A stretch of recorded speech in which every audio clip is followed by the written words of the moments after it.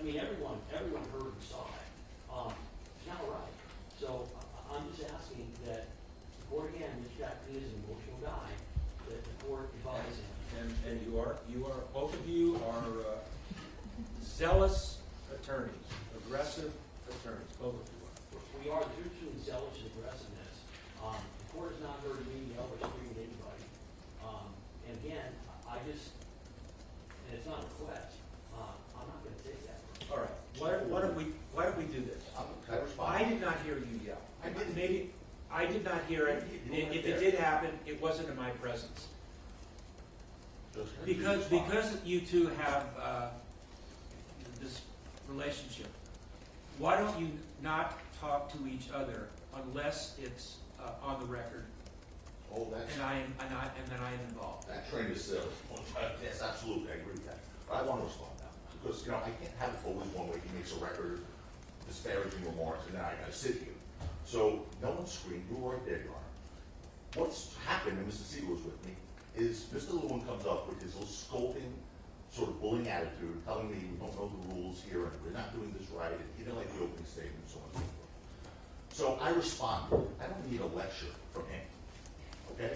I'm not going to go into the amount of phone calls I got regarding him and his reputation before this trial started, from lawyers I don't even know, including lawyers inside the district attorney's office currently. Okay? I'm not going to go into it, Your Honor. I'm not petty. No, and now you're interrupting him. Just that you were complaining about him interrupting you. You're interrupting him. Don't. I'm not going into it, Your Honor. I just don't want to do that. But please, there was no one yelling. You were right here. There was an argument between both sides, both of us. I agree. And that's not going to happen because I'm not going to speak to get off the record. So you're right about that. That's number one. Number two,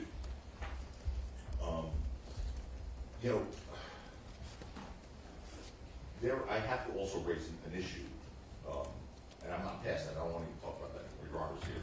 That's the end of that. Mr. Lewin did something last week that was in the program. The reason I'm raising it is because I don't want it to happen again.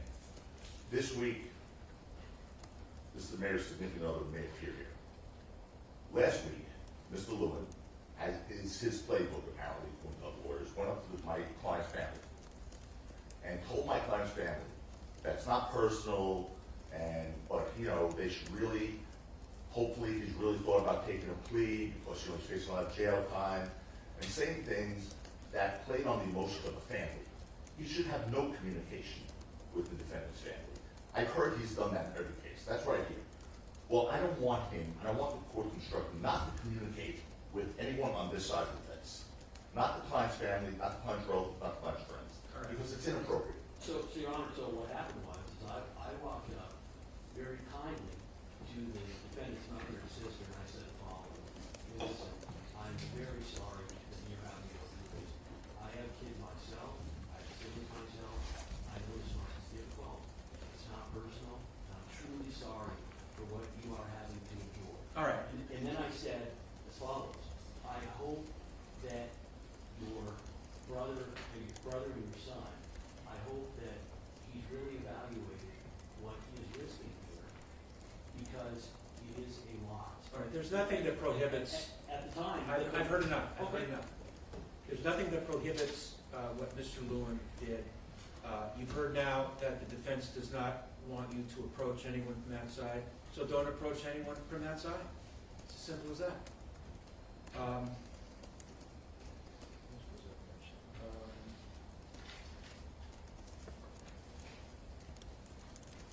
All right.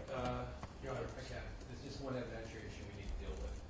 Another one? Yeah, unfortunately, What is it? Mr. Lewin brings up What is four or two every moment. I just want the record clear on this. What is it? It's that the defense doesn't need to review our impeachment material on an eliminate motion.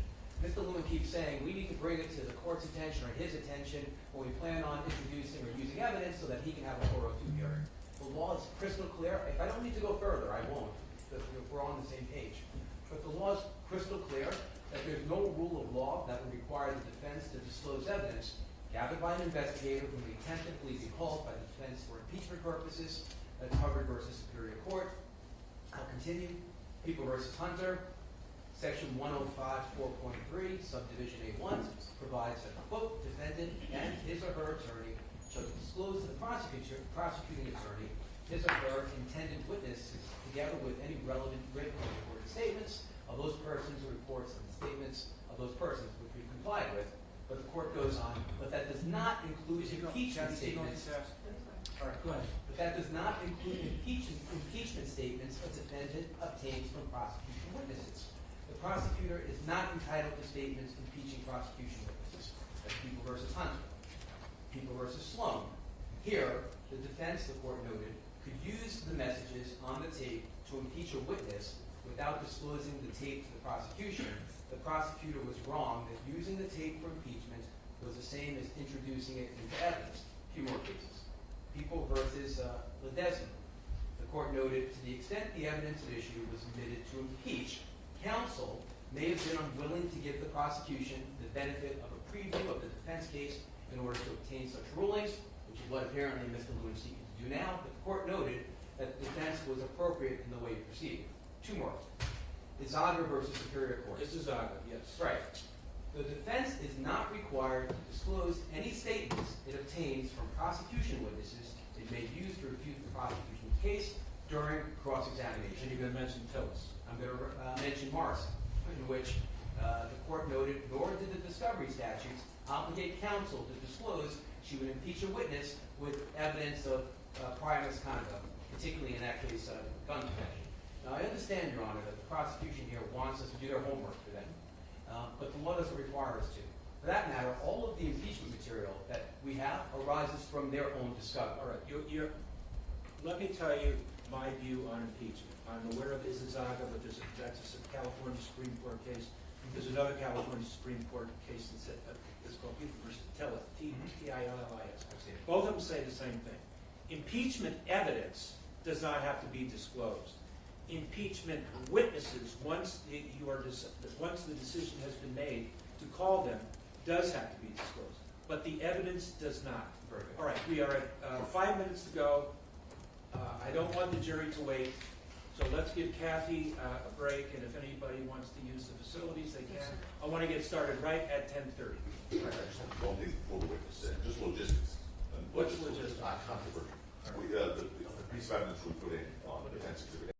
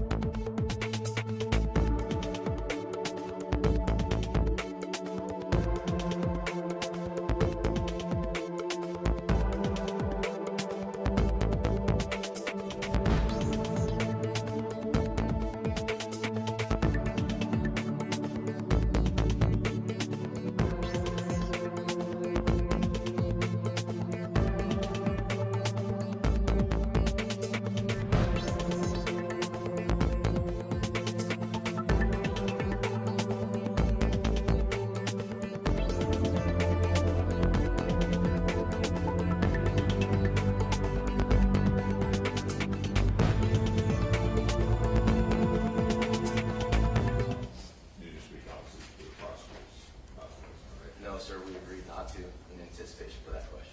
There you go. When you say you have people ask you about it, who asked you about it? Coworkers, friends, that sort of thing. Oh, curious, Sure. but you didn't go into it with that. No. Again, when you were, just a recap, when you were arriving at the scene of a call for a shooting, you're looking for victims, right? Correct. Damage to vehicles in this instance, Correct. shell casings. Correct.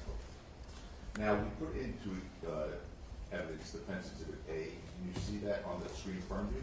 Or- This one doesn't work, but I'll turn. Okay, thanks. Anyway, the street shown there in this video is Vista Del Mar, right? Correct. Okay. And the video starts at the end of Vista Del Mar, closest to Selma, right? Correct. It's right at the intersection. Right. And with the first 15 seconds of that video, you approach a homeless person and ask if he heard a shooting. Do you recall that? I don't independently recall that. Okay, let's play that part. Guys, there, body. Hey, Cal, did you hear any shooting over here? Yeah? Okay, that's you, right? Yes, on the left side. Okay, you were asking, you said, hey, Al, did you hear a shooting over here, correct? Yes, that was me. Okay. By the way, why was your body cam not on there anymore? I really don't remember. I don't have an answer for that. Your Honor, just for the purpose of going forward here, we have copies of the transcript of this in case we have to refer to that. I have many copies for the jurors. Alex, could you distribute the transcripts to all of the jurors and, Yes, sir. Do the consult. does anybody at council table need one of these transcripts? We like, we Will don't you give it- like. will you give it now? No, I don't think so, but that's okay. No, we got it. Hold on. Yeah. Want me to wait to distribute them? No, distribute. Yes, sir. What are you wanting, this is gonna be? D. B, B, that's boy. exhibit B.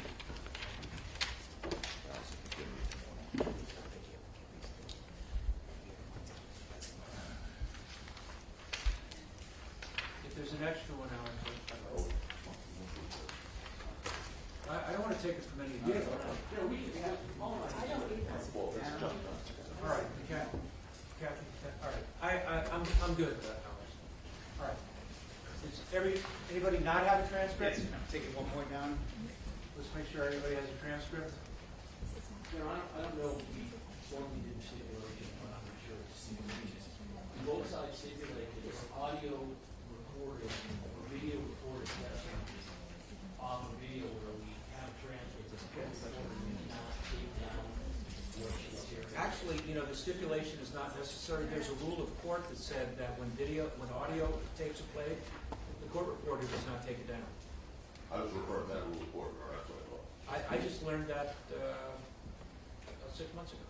Yeah, there's no stipulations required. They just don't. Well, if it was, we would say, well, good. You gotta take, Thank you for that. take the meetings from Mr. Jacobine and I.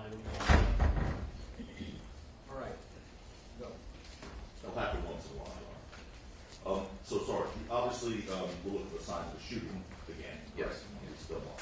And the video shows multiple officers searching for signs of the shooting on East Del Mar, right? Yes. And directing your attention to 22:35 and 54 seconds of that video, the officers are conducting a search using their flashlights aimed at the ground, right? And we'll get you right there. I said 22:35 and 54 seconds. So almost. Anyway, right there. Go ahead, let go. Yeah, stop sign, parking lot.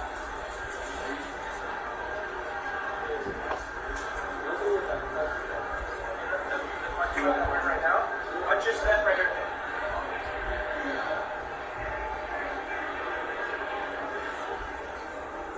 Okay. So what's the make and model?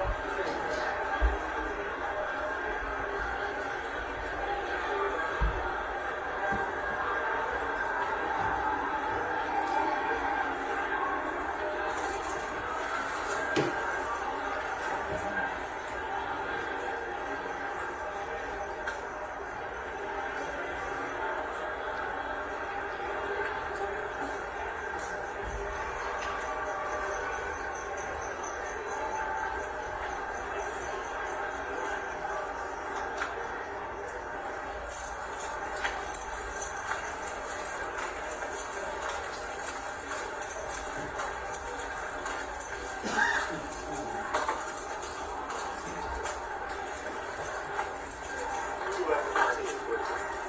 right, anyways. Obviously, everyone has their searchlights out looking for evidence, right? Yes, sir. Okay. And obviously, I think this is something you'd agree with, you wouldn't have wanted to, and none of you would have wanted to overlook important evidence at the scene of a alleged shooting, right? Correct. So as careful and attentive an officer, were you a sergeant there as well, or since? No, sir, I was a police officer 3, I was a training officer. And then you got promoted? Yes, sir. Congratulations. Thank you. So, as an attentive officer, when performing your duty, you made it obviously a point to be careful and attentive looking for evidence, right? Yes, sir.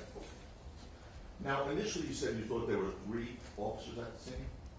Correct, and that was based off of the my body worn video that we watched. Right, I understand. No problem. But you agree that there's more now, right? Oh, yeah, absolutely. Okay. As a matter of fact, there's 7.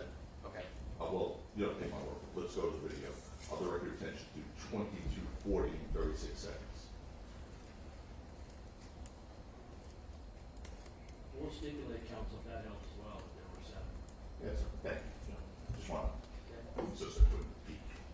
So, okay. All right. Okay, do you see, would you agree that 7 officers are at the scene? I don't dispute that there were 7 officers at scene. Not really disputed, but you would agree that you see 7 officers right there, right? There are 6 in the frame, including the guy wearing the body cam. Correct, including that one, yes, 7. 7, okay.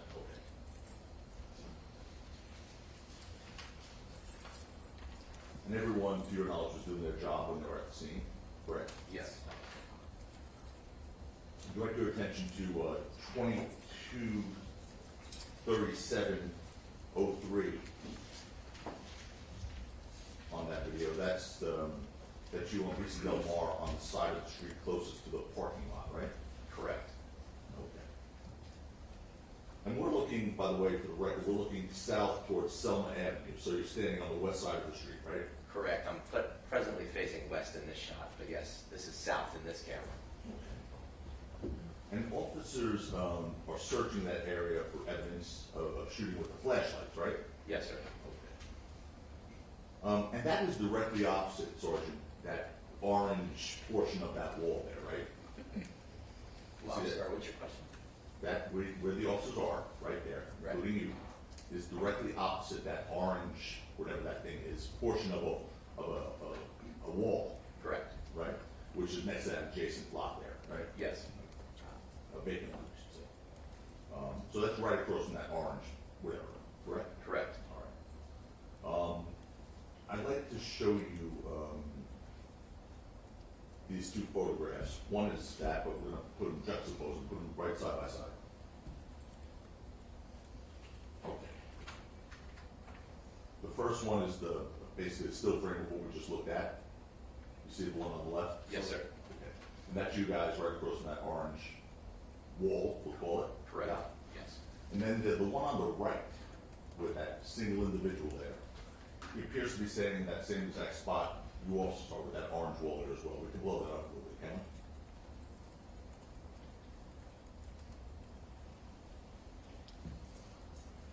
See that, Sarge? See the orange wall on the other side?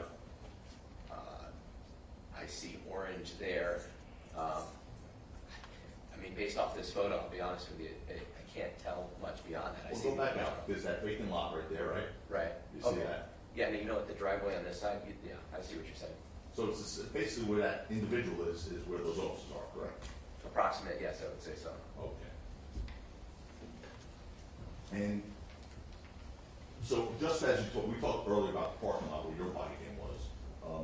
Just as in the parking lot, you agree there was no sign of a shooting on the street as well? Correct. No blood, No, sir. no bullet holes, No, sir. no shell casings, No, sir. no physical evidence of a shooting was recovered at all? No, sir. Directing your attention to 22:37 and 29 seconds. Well, we can play this portion. Go ahead. We're checking the area. It doesn't look like anybody's been hurt or anything like that. By the way, for the transcript, what, like, anyone what pages? Sorry.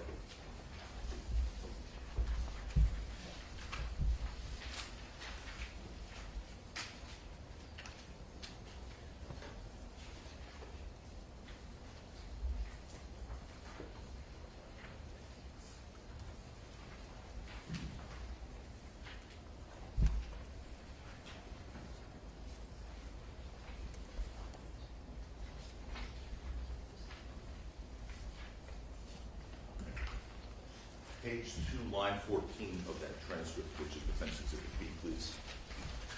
Sorry, do you have one? Attorney? I actually do not. Oh. No. Let me take the phone out there.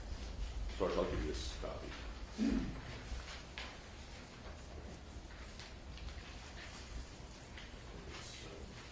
It's here, page 2, line 4. Thank you, sir.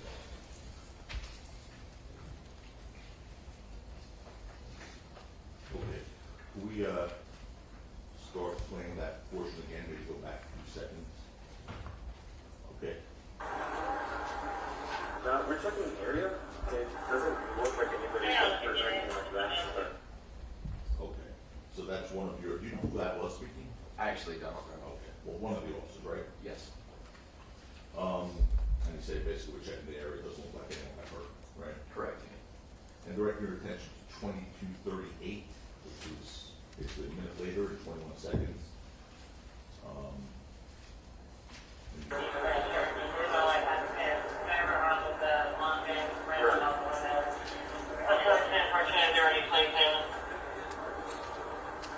got it.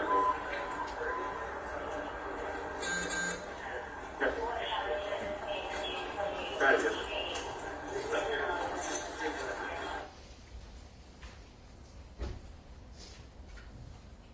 And take every car in the block. There's nothing, no hits. The second PR. Okay, because I got two friends that came up. This is page 3, Sergeant, and ladies and gentlemen. Line 4, please.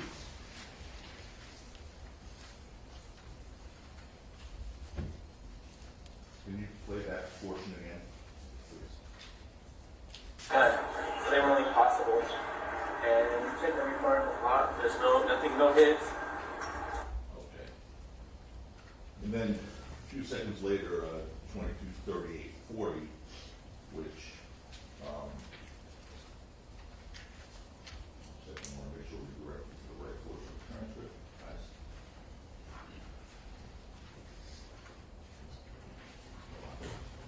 Okay. Next course, I'll direct you to the same page, page 3, line 20. So line 20. And now we can play that portion. Go ahead. There's no evidence for now. We can no evidence. Okay. So one of the officers, you know who that was speaking, by the way? I do. Who was that?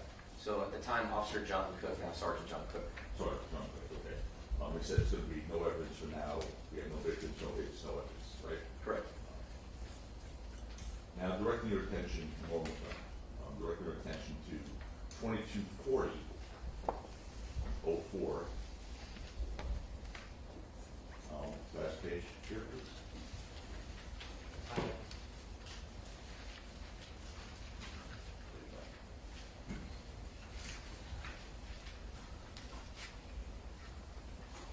Going to go to page 5, line 2, sorry.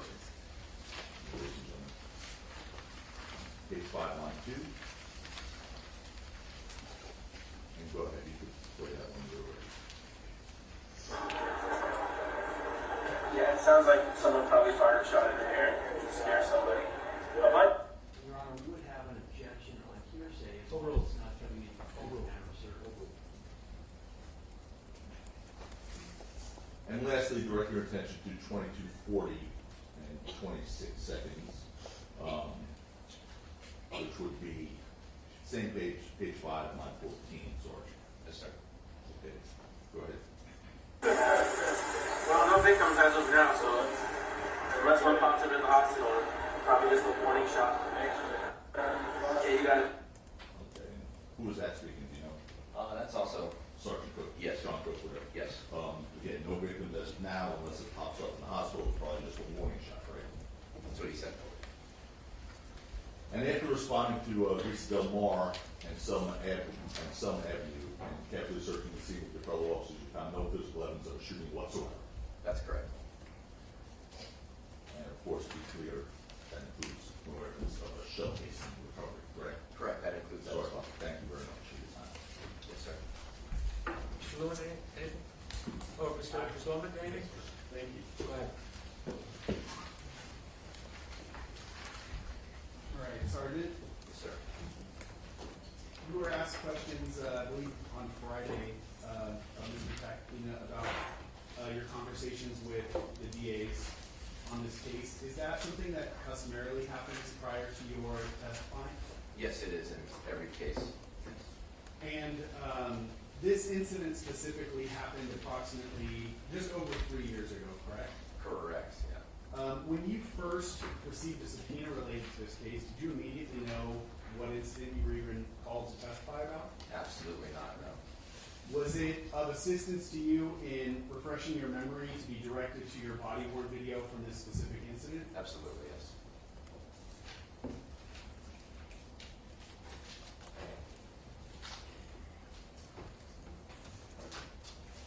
In his questioning on Friday and also today, Mr. Takakina asked you questions about searching for shell casings, I believe is how he phrased them. Are you familiar with the term shells, casings, cartridge cases, things like that? Yes, sir, I am.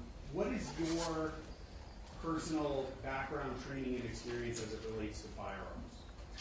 Well, I have the training I received from the Los Angeles Police Department. I've also attended various trainings outside on my own time related to firearms training, different weapon systems, marksmanship, mostly related, that sort of thing. In the course of that training that you're talking about, have you, can you even estimate how many rounds of ammunition you fired? I cannot. That's a lot. Right. Okay.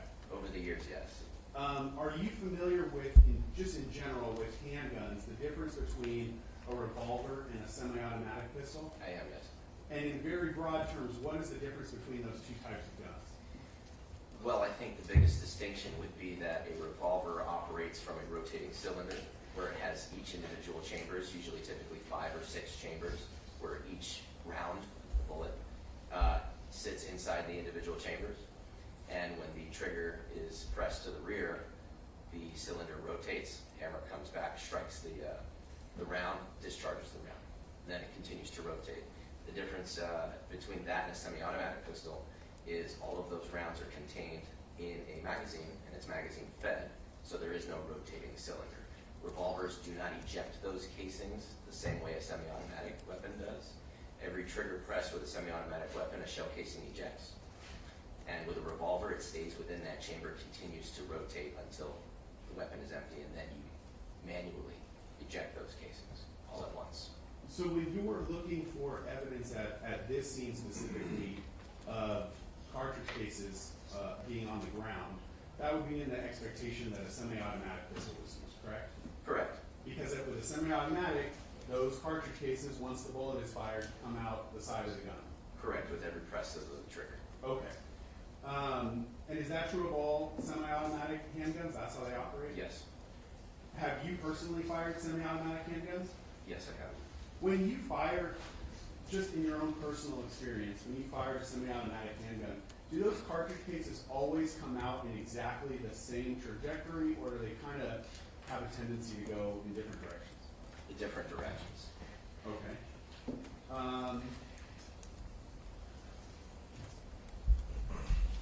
And is it those discarded or used cartridge cases that you would have been looking for that night? Those are the same ones we're talking about, yes. Right. All right.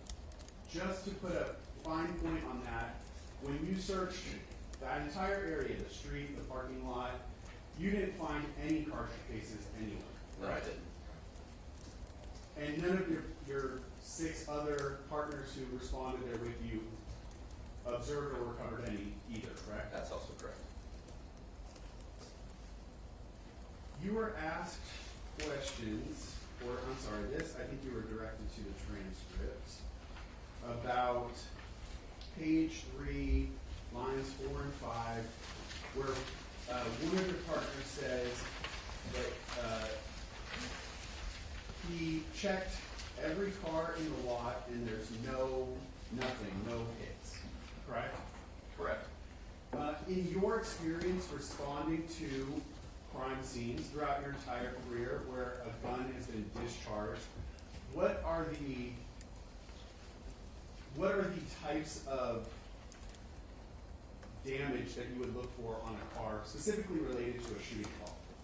Sure, so flat tires, glass that's been spiderwebbed, right, or totally blown out, impacts to sides of doors or ricochets off of hoods. These are things that I'm just recalling from recent observations, those sorts of observations. Are some of those observations easier to see than others? Yes, absolutely. Can you describe that for the jury? Well, I think the best way to illustrate that is you have a white four-door vehicle. It's easy to see the impact where the paint is missing and the metal is bent and distorted, and whereas if you have a vehicle with a darker colored paint job, you might miss it, right? You might not see it. It might blend in. But also, even more generally, if a window is shattered, you're going to see a large shatter in that window, potentially. Right, it's hard to miss. And if a tire is flat, that's easier to see too, correct? Yes, it is. Versus, and I want you to assume for purposes of this that we're talking about the hole from a 9mm chambered round. If you observed a bullet hole in either plastic or metal of a car from a 9mm round, that would be a lot smaller, correct? Comparatively speaking to other larger rounds, yes. And even comparatively speaking to if the 9mm hit glass or a tire, correct? Correct.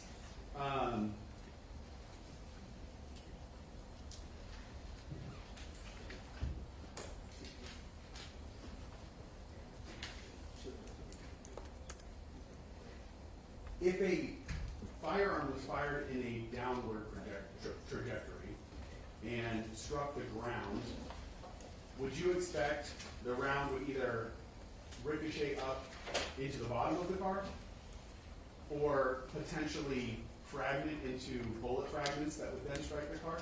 I think both of those scenarios are possible. Okay. Did you and your partners check the bottoms of cars? No, we didn't. In fact, to this point of any damage on the cars, were you or any of your partners, to your knowledge at that scene, familiar with the condition of any of those cars before you responded? No, we weren't. So you don't know if any of those cars already had any damage, correct? That's correct, yeah.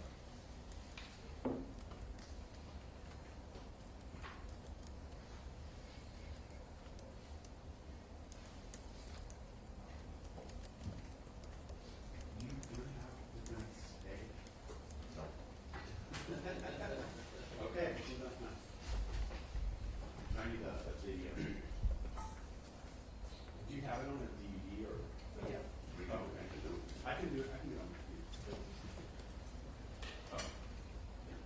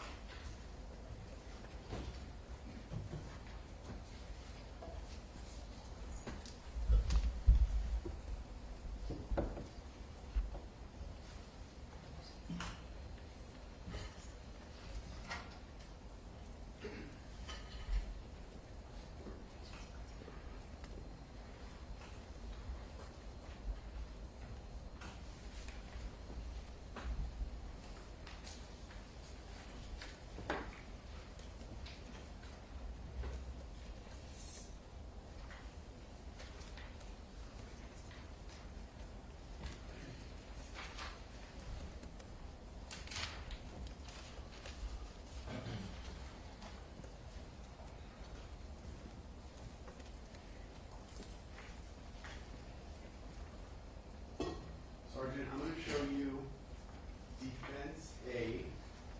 I have the video paused. We've been referring to the timestamp in the upper right-hand corner at 22:38:43. Can you see that on the screen? Yes, sir. Just to orient the jury as far as where we're looking at here, would you agree the street on the far right of the screen would be Selma, correct? Correct. That's Selma that runs east to west. And then we can just barely see a stop sign. And there's kind of a street directly in front of the officer who's shooting this video, correct? And that would be Vista Del Mar. Correct, that's Vista Del Mar. Okay. I want to direct your attention to the handicap parking stalls there. Would you agree that the one closest to the stop sign does not have a car parked in it? Correct.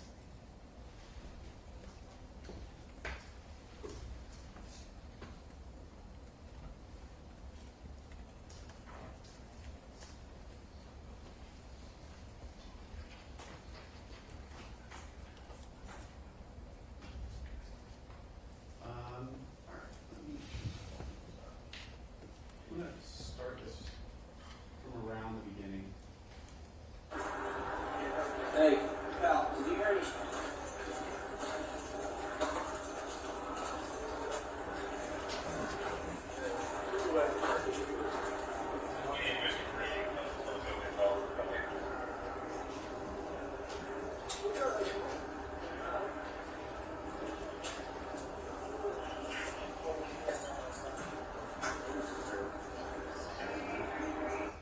One second.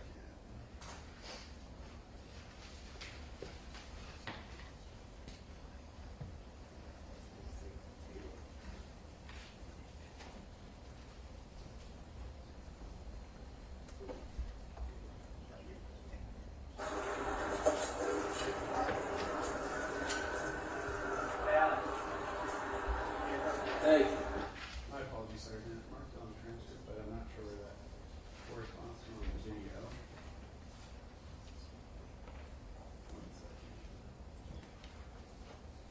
Hey, are you looking at the corner over there? Nobody was writing this down or anything?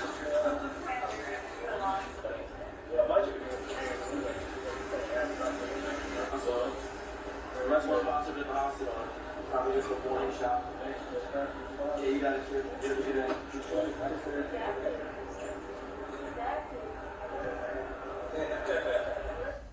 Sergeant, I can replay this section, but can you hear what sounds like a crowd of people in the background of this video? I'm going to play it starting at 22, 40, 41. I'll play it forward for 3 seconds. Okay.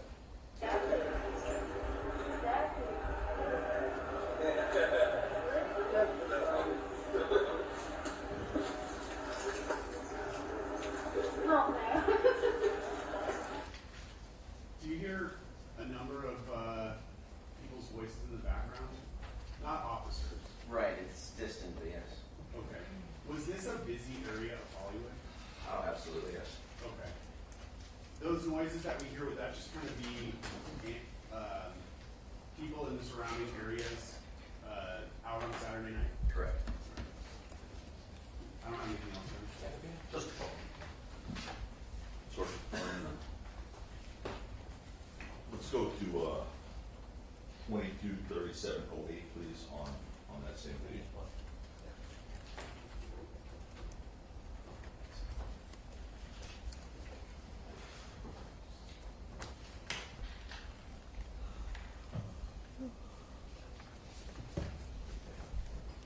Sorry, just take that. There's a famous orange wall over there. You see that thing on the left? Yes, sir. All right. And right across where you guys were searching, where that individual was before, right across there. Correct. There's cars right next to that, right? Correct. Okay, bunch of cars on the other side of that orange wall, right? The rider vans here? Yeah. Yeah. Yes, there's cars on the other side, I'm saying, of that orange wall, across the street where the officers are. Right, correct. Yes, you see those? Yes. Okay. And, okay, you could scoot around if you want. Or, No. we're done. So you talked about things that you're looking for, flat tires in the car, or broken glass, right? Yes, Those two. Impacts on side doors. Yes, sir. In any event, you found none of that, right? That's correct. And by the way, you never received a report of a complainant at any point in this case that the car was damaged, did you? At the time when I was at scene, I didn't know. At any time after, did you become aware? If somebody had reported it, Yeah. unless I handled it myself, I wouldn't have knowledge of it, right, if it was after the fact. And one last thing, the Glock is one of those semi-automatics that does in fact eject shell casings, right? Correct, it's a striker firearm, yes. Thank you. All right, Sergeant Zizzo, thank you. Thanks for coming back today. You're excused next witness. My next witness is Leah Romeo.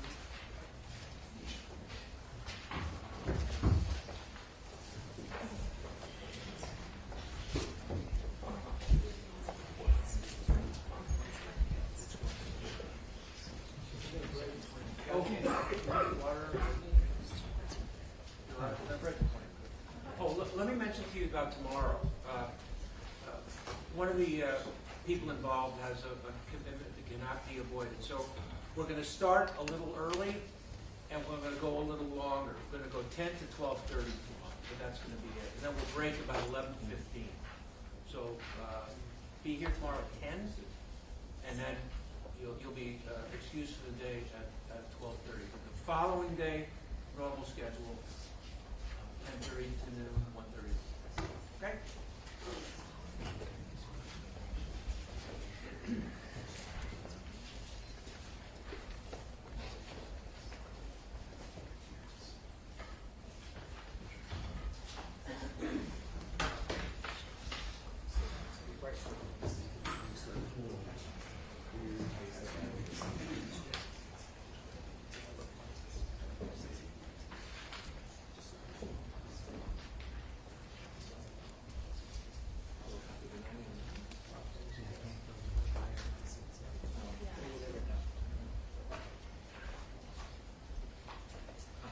You don't mind just raising your hand?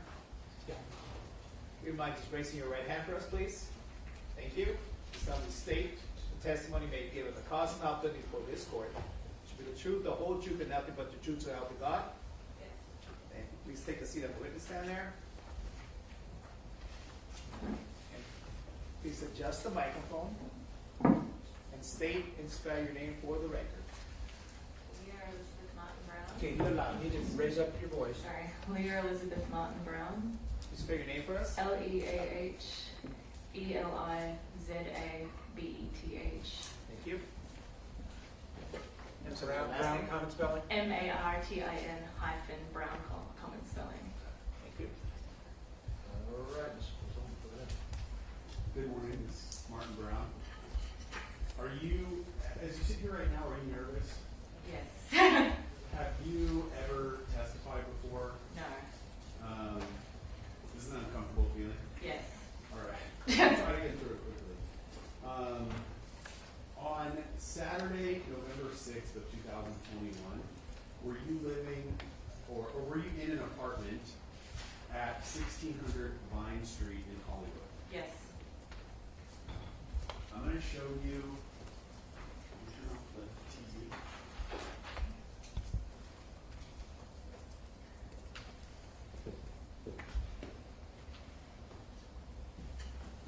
Turner, there's something that pushed up there that should work.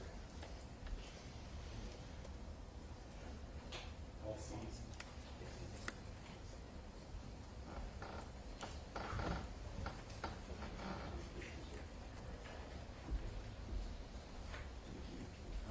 I'm also gonna, if you don't mind, can I reach over and just see if I can turn this on? There you go. And what exhibit are you showing us? This is People's Exhibit 1, Your Honor, the map. Ms. Martin Brown showing you what I marked as People's Exhibit 1. I'm going to direct your attention towards the bottom. You recognize the area that's depicted in that map? Yes. And is the apartment that you were at that evening depicted on this map? Yes. Can you point to it for us on the screen behind you? And there should be a stick. Okay. All right, and so she's pointing to the northwest corner of Argyle and Selma.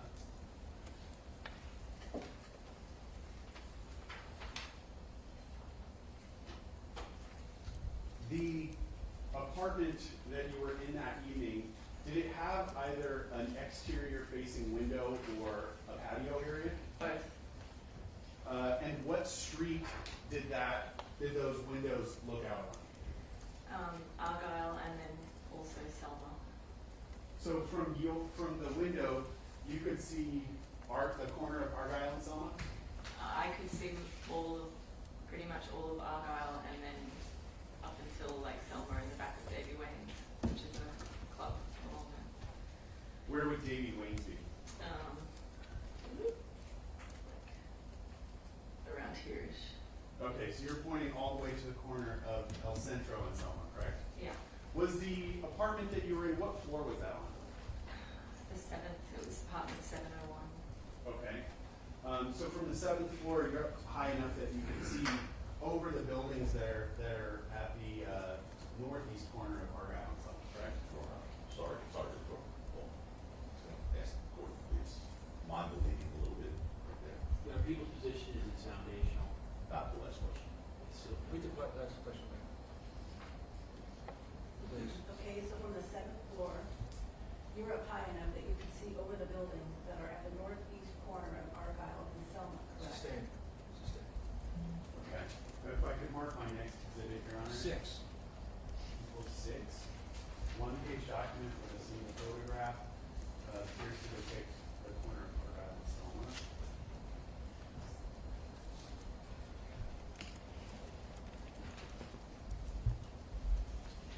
Showing you what I just marked as people 6. Do you recognize that street corner? Yes. And do you see the building that you were living in this photograph? Yes. Can you point to it for us? Great. I'm going to zoom in. You're pointing to the building on the far left of the screen. If I can. All right. The apartment that you were living in that building, was it? I'm pointing to the exact balcony. Oh, you are? Okay. Yeah. This here. How do you want to describe that? So I would say in the photograph, there are a number of, let's see, Why don't you bring it up to her, let her circle, I can do that. and then put it on the projector. That's good. Thank you. We'll circle it.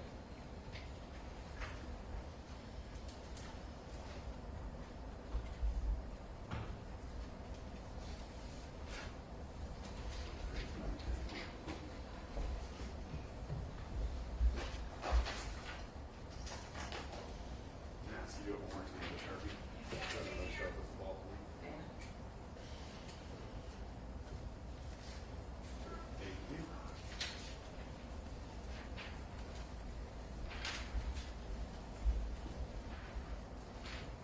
Okay. Putting people 6 back up. The black mark that you made here is the exact balcony you're talking about, correct? Now, it appears that directly across the street from the building that you were living in, there's a number of buildings on this corner of Argyle and Selma, correct? Correct. From your vantage point, could you see over those buildings? Yes. Taking you back to People's One, you said you were able to see all the way to Selma and El Centro? Yes.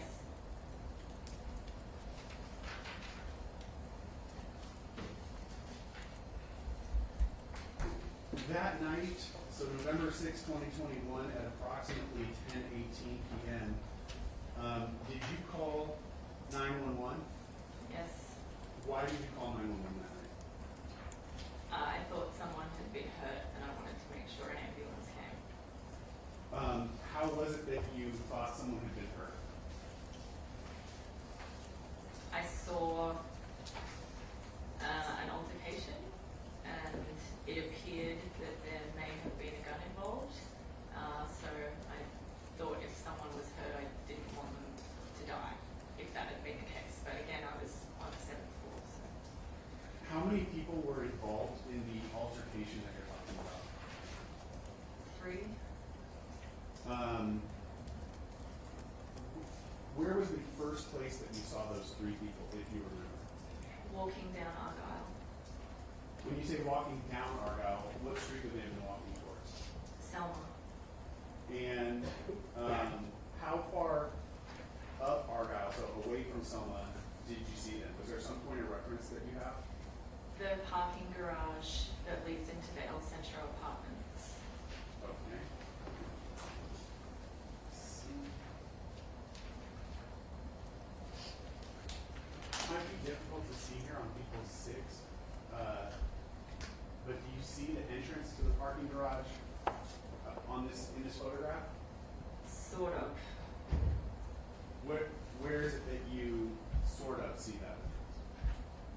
a little further up here. Okay.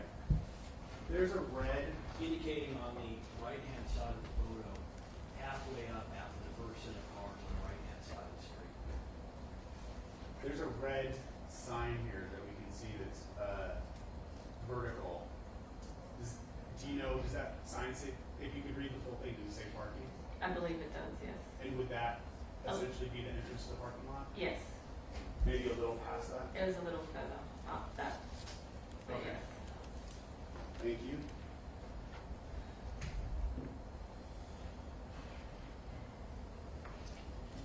What was the first thing that you observed between the interaction of those people that you described? Again, it was like I was on a 7th floor balcony. It appeared that they were arguing, and they kind of ducked under the parking structure roof, and there was like some loud yelling, and then they appeared to be fine, but went around the corner into the back parking lot, and then that's where it appeared that there was another kind of issue, and there appeared to be like allegedly a gun drawn, and someone appeared to be shot. Okay, I want to start at the parking garage.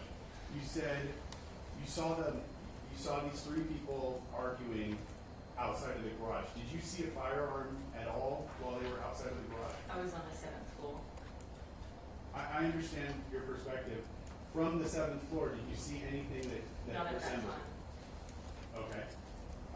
So the only thing that you observed from the area right in front of the parking garage was arguing? Is that what you're saying? They seemed to go sort of underneath the roof. There may have been like something physical, but it was obscured by predominantly it was obscured by the roof.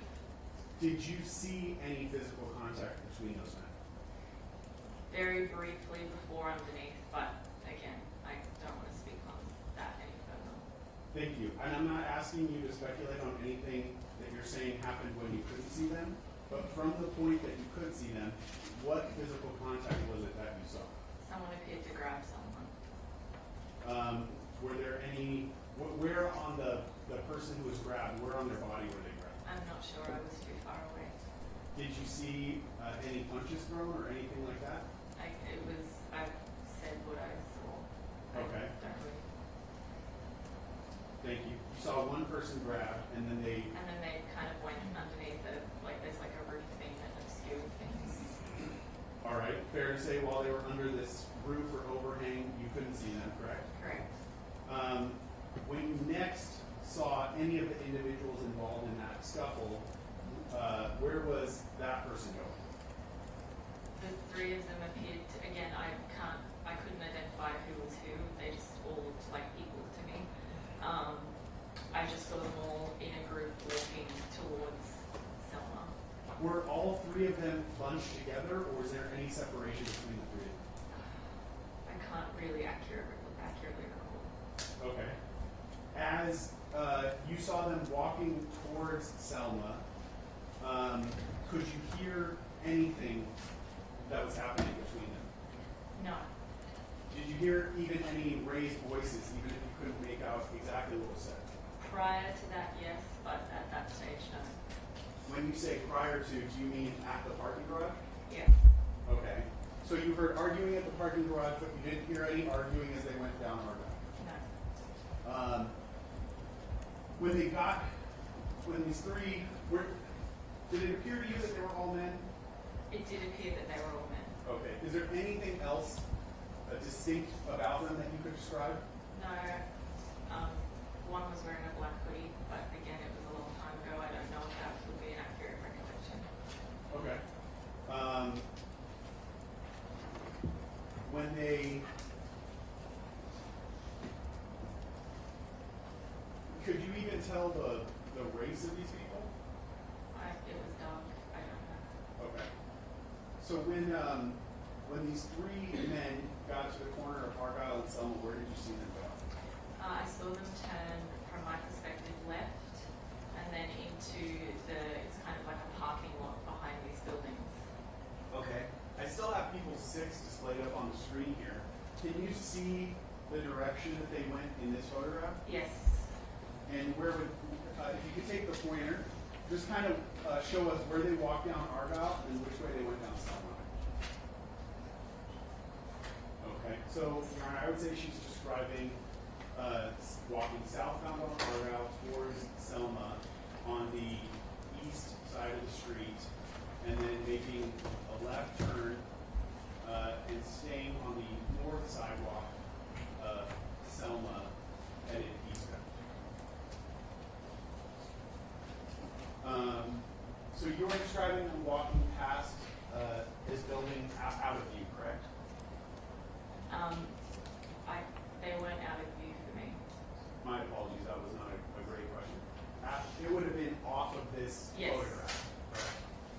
So if I take you back to People's One, what you described was them walking south on Argyle, making a left on Selma, and continuing on Selma, correct? Yes, and turning into like a parking lot area. And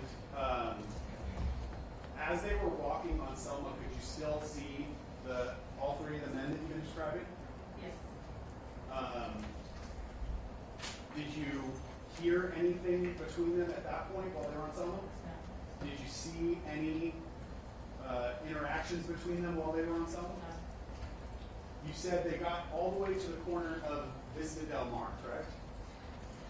From my vantage point, it appeared that they went into the parking lot area. I'm not entirely sure what the street is called. I just know that it's behind the El Centro Apartments. Okay. If it's marked here as Vista Del Mar, does that sound accurate to you? If that's marked as that, then I suppose it is accurate. Okay. And you know that there's a parking lot at that corner of Yes. Vista Del Mar and Selma? Yes.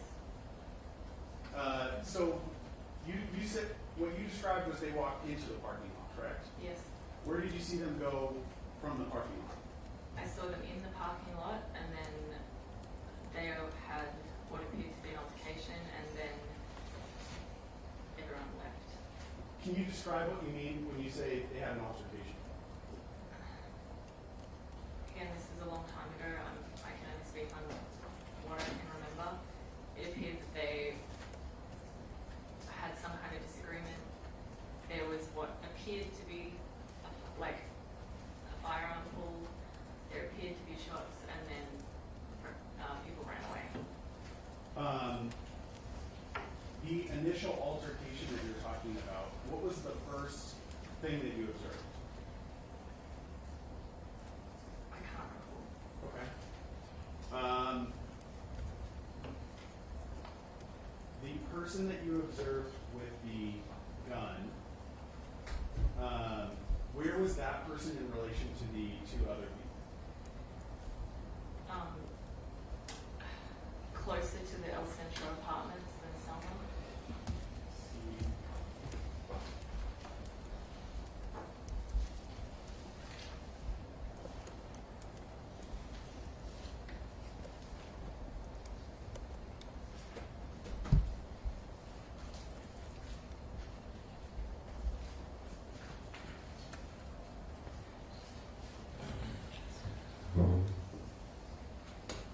Just to let you know, we're going to break in a minute. Now, why don't we take a break now? All right, folks, we're going to break now. Please be outside the court doors at 1:30, as close to that time as possible. We will resume with Ms. Martin Brown's testimony. Please do not discuss the case amongst yourselves or anybody else.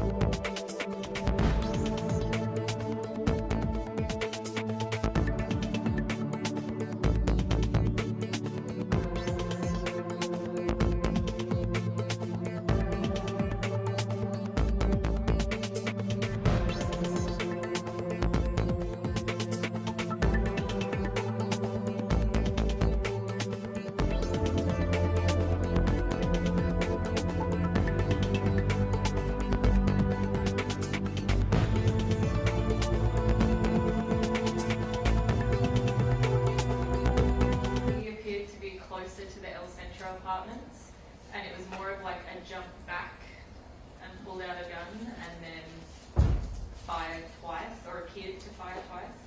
And then everyone the people that I could see dispersed very quickly.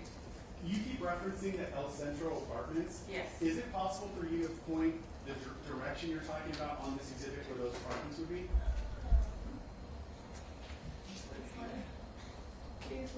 These ones here.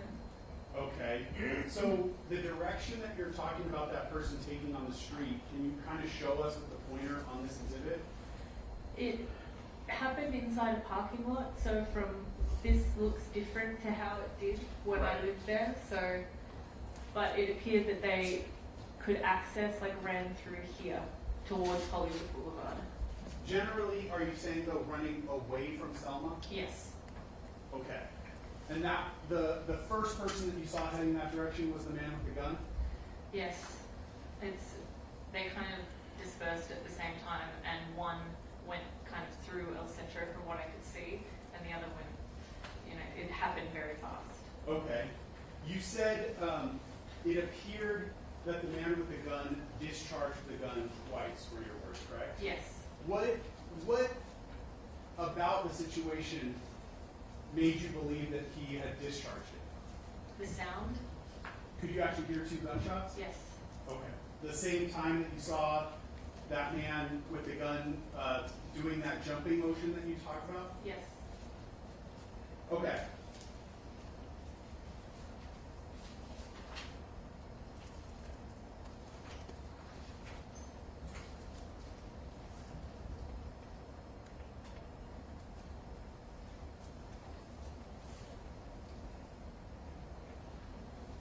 With that, Your Honor, I'm going to mark my next exhibit, the DVD and the transcript.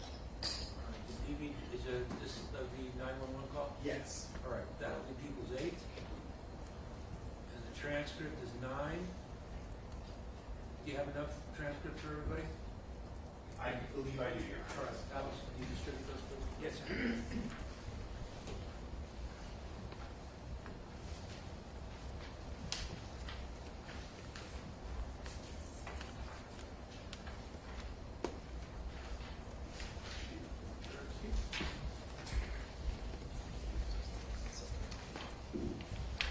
Do you have transcript?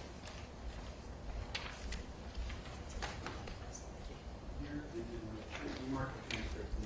All right.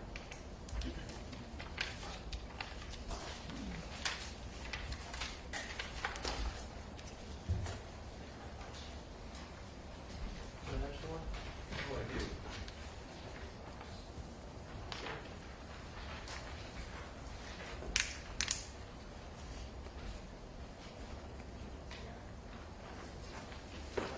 Oh, we're missing one. We got it. Everybody's got a transcript?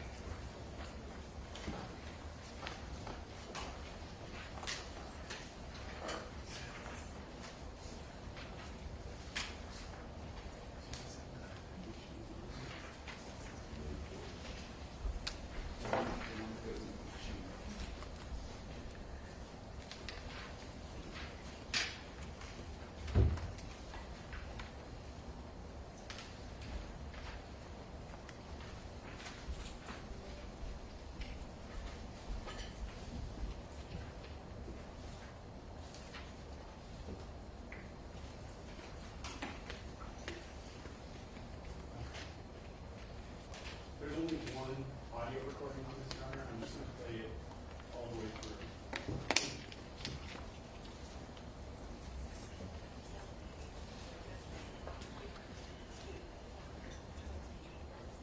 It's gotta be louder.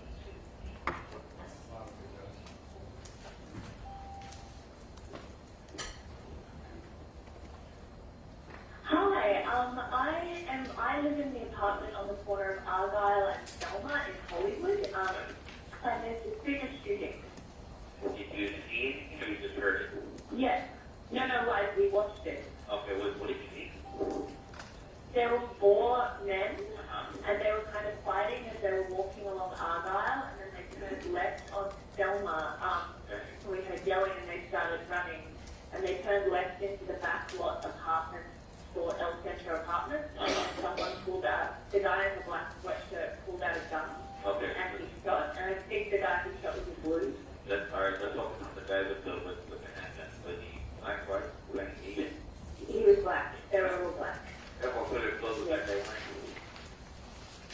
wearing a black, he was wearing black, a black hoodie. Okay. I was on the 7th floor, so this is just what I could see from the picture. Can you still see him where you are, or do you know where he is? No, they all ran away in different directions. Two of them ran like towards the El Centro apartment, and the other two ran. Let's focus on the guy that had the hand, and you know which way he went?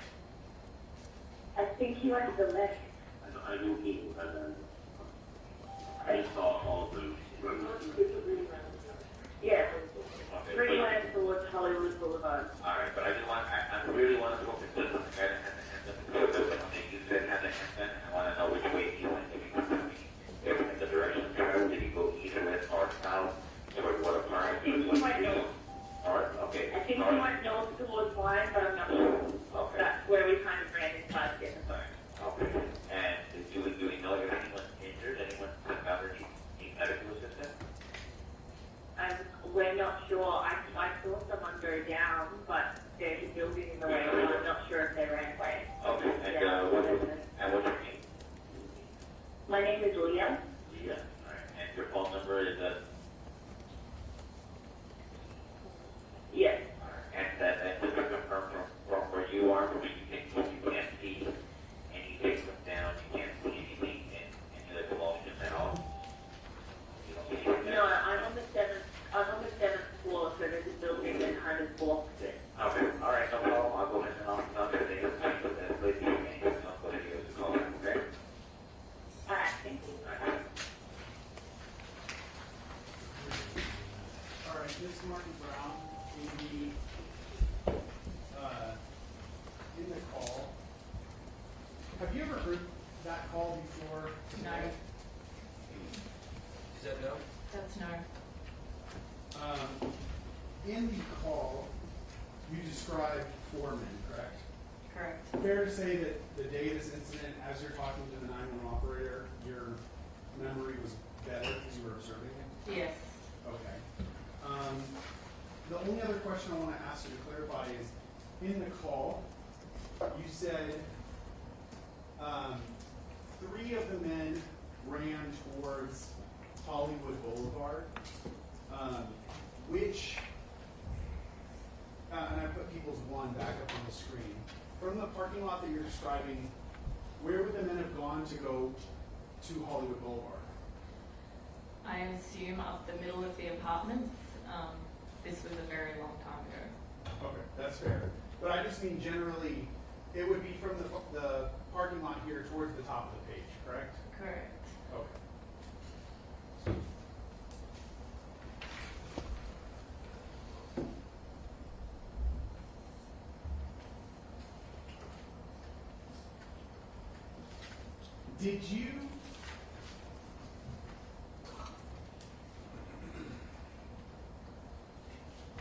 Did you actually see the police arrive after you called 911? Yes. Did you go down and speak to the police while they were there? No, I said I didn't want to speak to them when they called me back. Why was it that you didn't want to speak to the police officers? Because I absolutely did not want to be involved. I was only calling in case someone was hurt. I should ask too, the female voice that we hear on that call, do you recognize that to be you? Yes. I don't have any other questions around that. Mr. Stanton? Hi, good afternoon. This is Mark Brown. You and I have never spoken to each other, right? We have not. In fact, yesterday, you refused to speak with the investigator from the defense, correct? Correct. All right. People's Exhibit number 7, which is right behind you. Where is your balcony in that picture there? Can you see it from there? Here. I'm just, okay. Of course. Sure. All right. You know what? Yeah, that's. Just walk around and just, before you circle that, please. Which exhibit is that? 7. 7? People 7.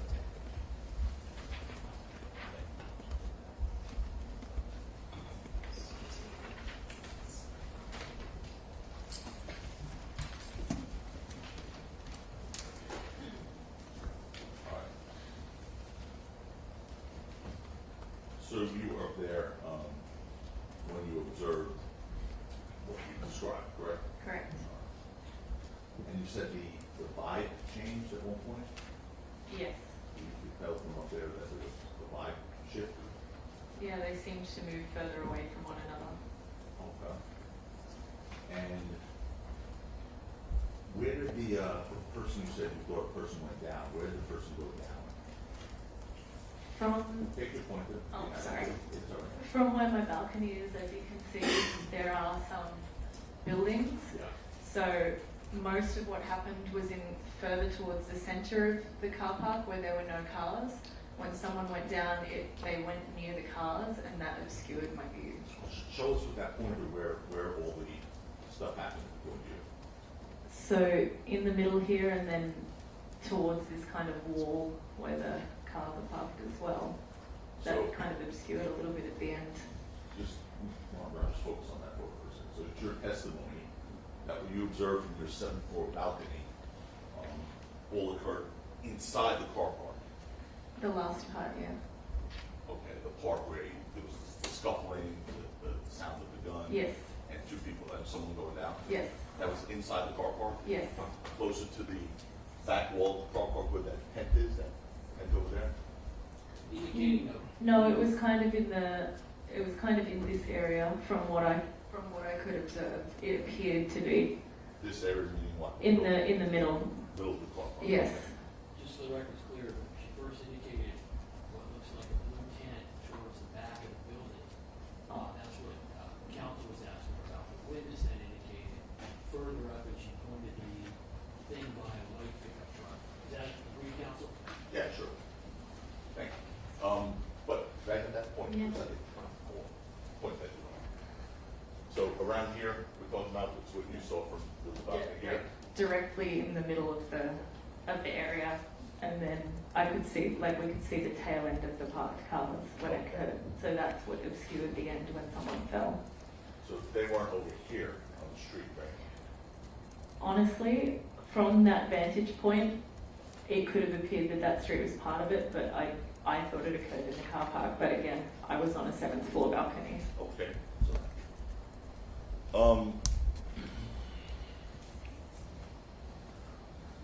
aside from that, by the way, who was with you? I heard another voice in there.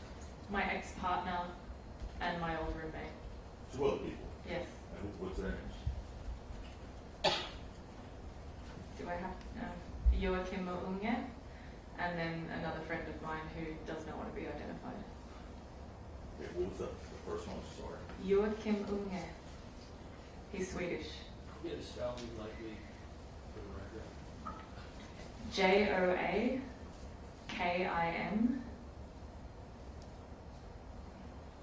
Joakimunge. That's one individual. Yes. And there was a second one? Yes. And the second one, She does not wish to be identified. she told you that? Yes.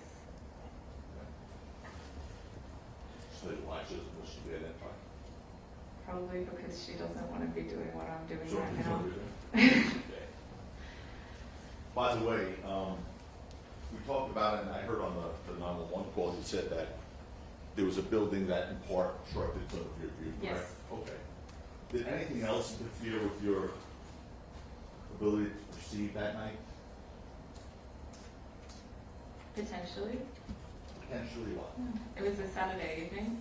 Okay, what else happened on that Saturday that potentially would have impaired your ability to perceive? So we were watching movies, and I had had a hit of a joint. You had what? I'd had a hit of a joint. So, you had used, when they called you back? No, I just said I didn't want to speak to police. Okay, No, I just said I didn't want to speak to police. okay. And I think you said on that 911 call, we just heard it, so I don't want to replay it for you, but, the apartment you were at the time was up on the 7th floor, right? I had that right, 7th floor? Yes. Okay. And it was on the corner of Argyle and Selma? Yeah. And let's put up People's One, can I do that for me?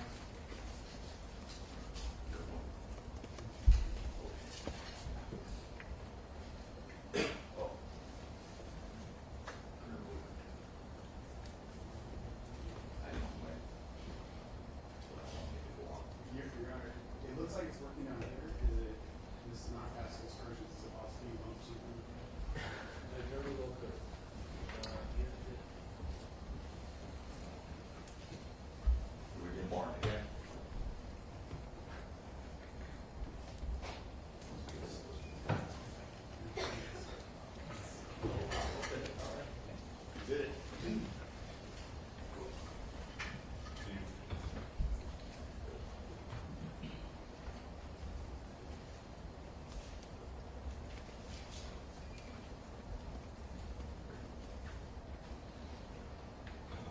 so that's, you saw that before people, that's a little crooked. So just straighten it out for a second. That's people's one, correct? That's what you saw before, this map behind you, right? Ms. Mark Brown? Yes. So, before hearing what you believe to be a gunshot or two gunshots, you saw people fighting in the street. Having an altercation, yes. Um, But I did say that part of it was obscured by the top of the car park's roof. Okay. As a matter of fact, what you just said on that 911 call was that there were four men and they were kind of fighting as they were walking along Argyle, and then they turned the front themselves, correct? Yes, correct. And that was at the time? Yes, That- it had just happened. Right, so your recollection obviously would have been much better than Yes. today. I have not, the first I've heard of this again was literally a week and a half ago, so you can excuse me for being a little shady on the Oh, details. no, it's normal, right? I mean, Yeah. obviously, it's almost 4 years later. Yeah. But, what you said back then, on that 911 call would have been Yes. accurate, right? To the Yes. best of your ability, anyway. Yes. Despite whatever.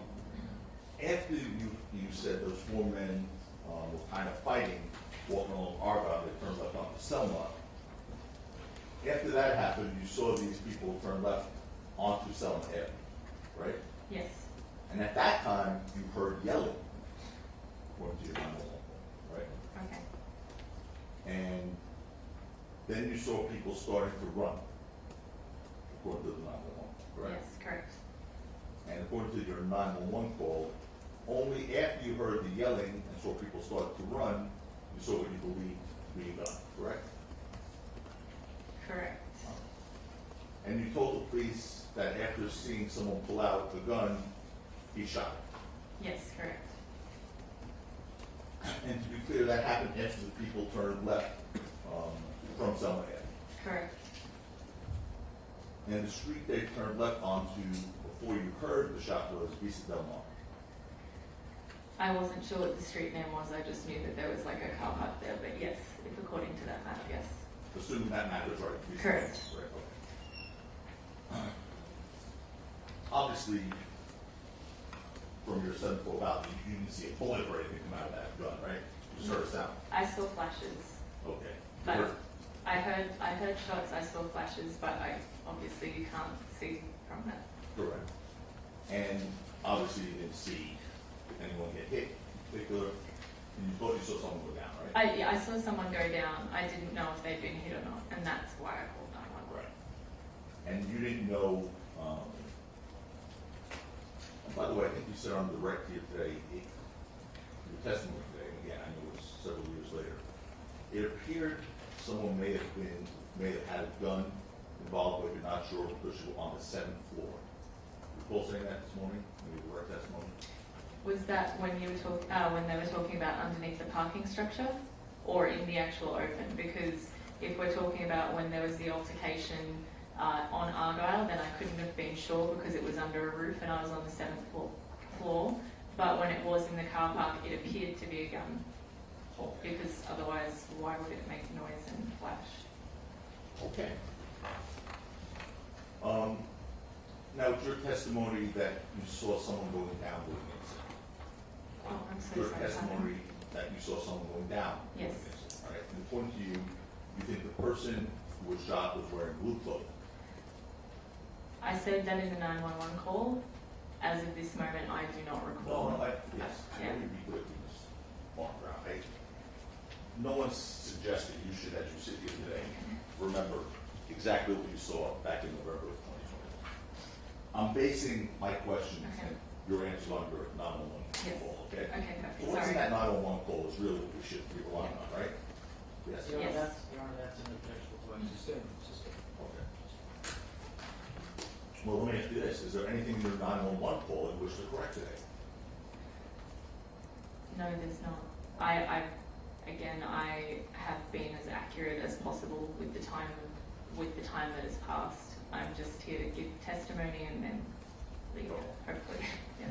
You will, yes, please. Thank you. Anyway, according to your 911 call, you thought that person who was shot was wearing blue clothing, right? According to my 911 call, yes. And then you said, believe all the people ran in different directions.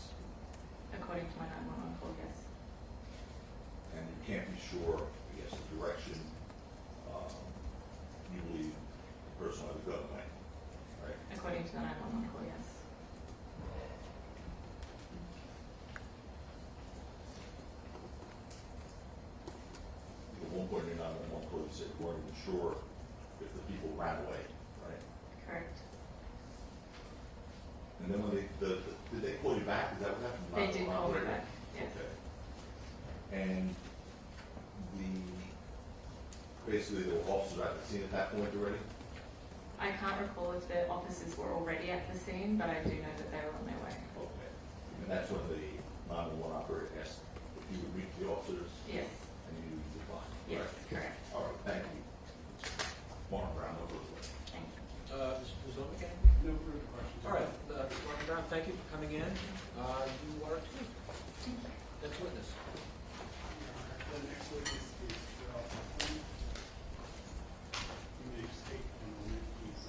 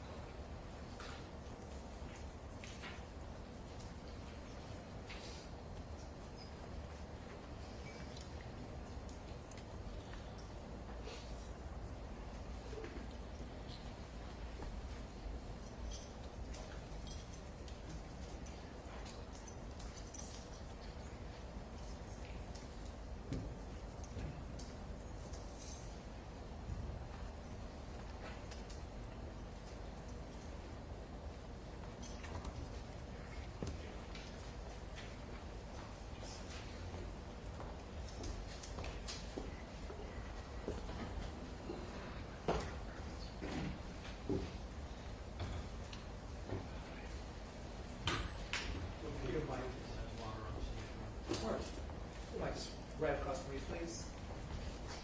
And if you just right about there, raise your right hand for us, please. Thank you. You solemnly state that the testimony you may give in the cause and nothing before this court should be the truth, the whole truth, and nothing but the truth, so help you God.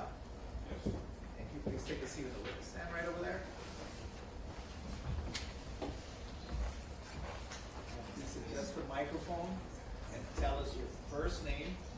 Tell us your name, then spell it for the record. Terell Ephrom, Terell Ephrom. Is this speak rule? No, it's stationary. So try to speak into the microphone.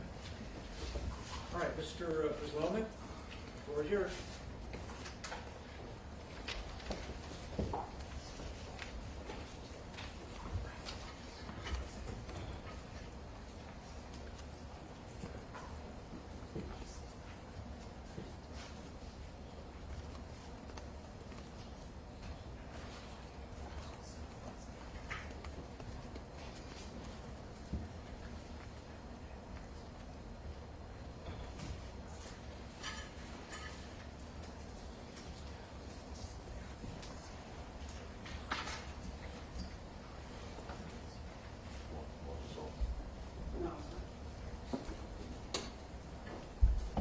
Morning, or good afternoon. Do you know the man seated at the table in the tan jacket? Yes. What's his name? Rocky. Identify Mr. Mayor. Rakim Mayor. And do you know him by any other nicknames? He's at Rocky. Lockwood. How did you first meet him? In high school, we grew up together. How old were you, do you think, when you first met him? Probably like 17, 18. When you first met him, was he a well-known, famous rapper? No.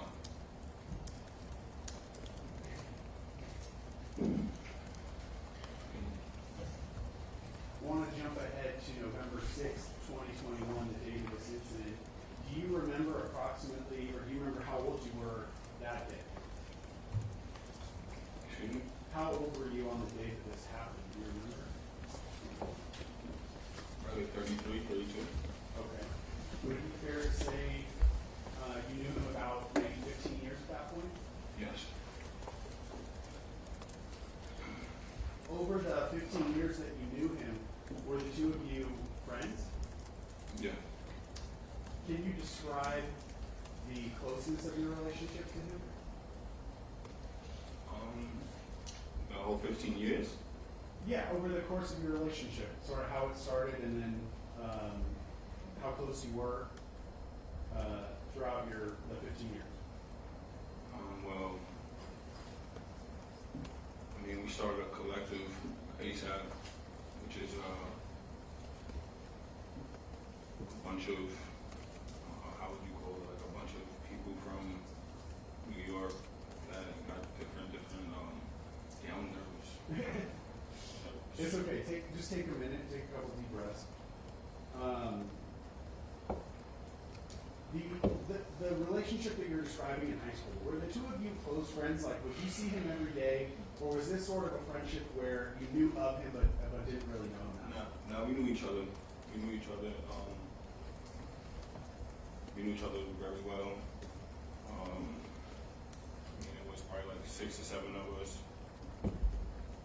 Probably like 4 of them was rappers. Do you think you'd see him every day? Up until he got famous, yeah. Okay.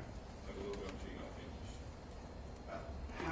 How long do you think you knew him before? I know it's hard to peg down exactly when someone becomes famous, but about how long do you think you knew him before he became famous? 7 years. And over that 7 years, it was a regular occurrence that you would be with him almost every day, correct? Yeah.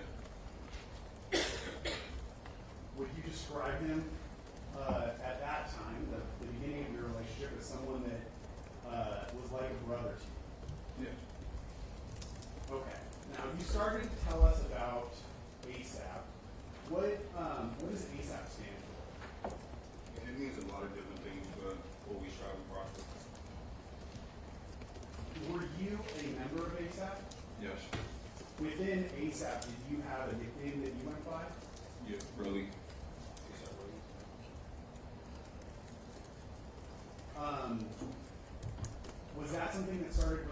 school? Yeah. What year of high school do you remember? Like, were you a junior, a senior? Oh, it was like a senior.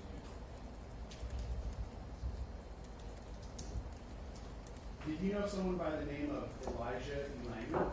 Yes. Was he also a member of ASAP? Yes. Did he have a nickname that he went by in ASAP? ASAP Bills? I'm going to ask to mark my next exhibit. 10. 10.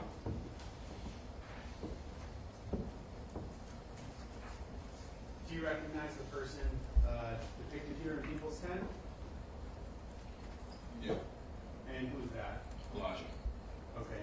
Is it easier for you to refer to him as Elijah, Bills? How do you want to refer to him? Bills? Bills? Okay.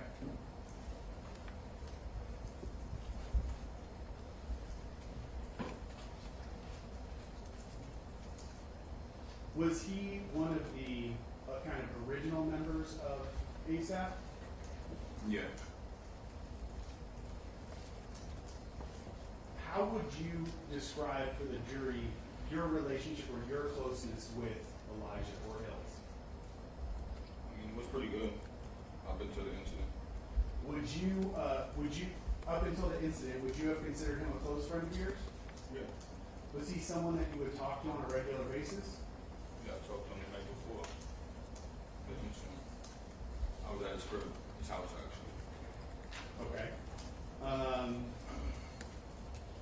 Would it fair to say, kind of up until the day of that incident, you've known him maybe approximately 15 years too? Yeah, just Do you know someone by the name of Jamel Phillips? yeah. And is he also a member of ASAP? Yeah. What, if any, nicknames does he go by? ASAP Kobe. And I'm in my next exhibit. Is anybody having trouble here? Everybody's okay? You're having some trouble? Yeah.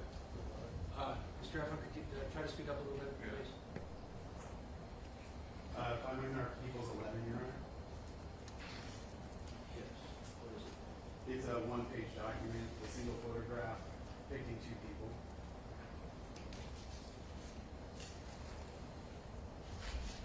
Mr. Ephron, showing you the person on the left in this photograph. Do you recognize who that is? Yeah. Who's that? Jamel, 12 weeks. And kind of like the same question with Hills, what's the easiest way for you to refer to him? I was never really that cool with him. No, I mean, as we're talking about the different people involved in this, how do you want me to refer to him? Do you want me to call him 12E? Do you want me to call him Yeah. Janelle? 12 weeks. Okay, 12E. And the person who's next to him in this photograph, do you recognize that person? Yeah, that's Rocky. All right.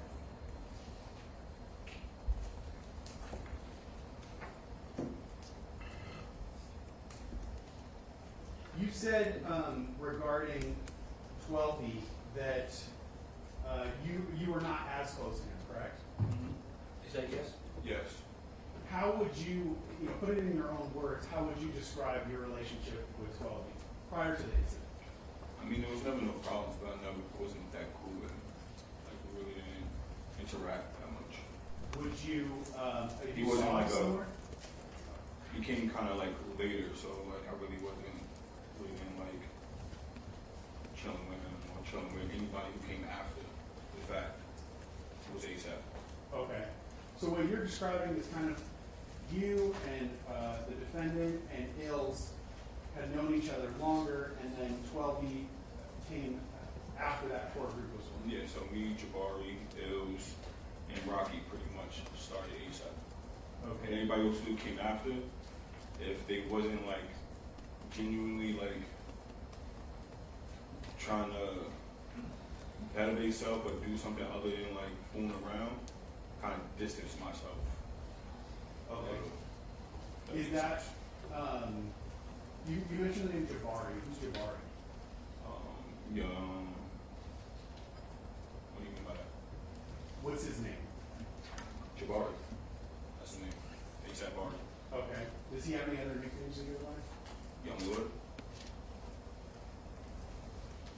Would he also have been considered part of the ASAP collective that you described? Oh yeah, yeah. Within that collective of members of ASAP, were all the people that were members, were they all rappers? No. What were some of the other pursuits that members of ASAP would also pursue? Fashion, producing, anything involved with like culture, really. What, were you a rapper? No. What was your contribution to the group? I was a manager. Not of ASAP, but I created my own company. What was the name of your company? Shut Eye. And when you say you were a manager, what does that mean? I was scout for talent, like I had producers, I had artists. I helped actual ASAP members with stuff. So the managing that you're talking about is all related to the music industry, correct? Yes. And you're saying you would try to find people who are talented at different areas within music, like rapping or producing, correct? Yeah. And would you try to help get them projects?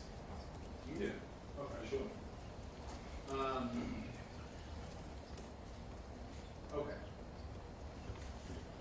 The person that you refer to as Jabari, did you also refer to him as Bari?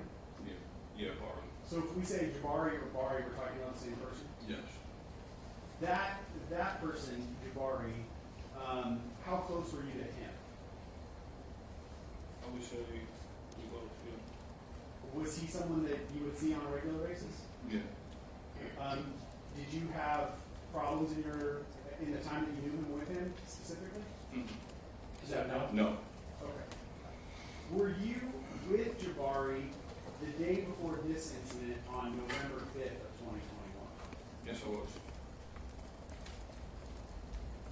That day, November 5th, where in the country were you with Jabari?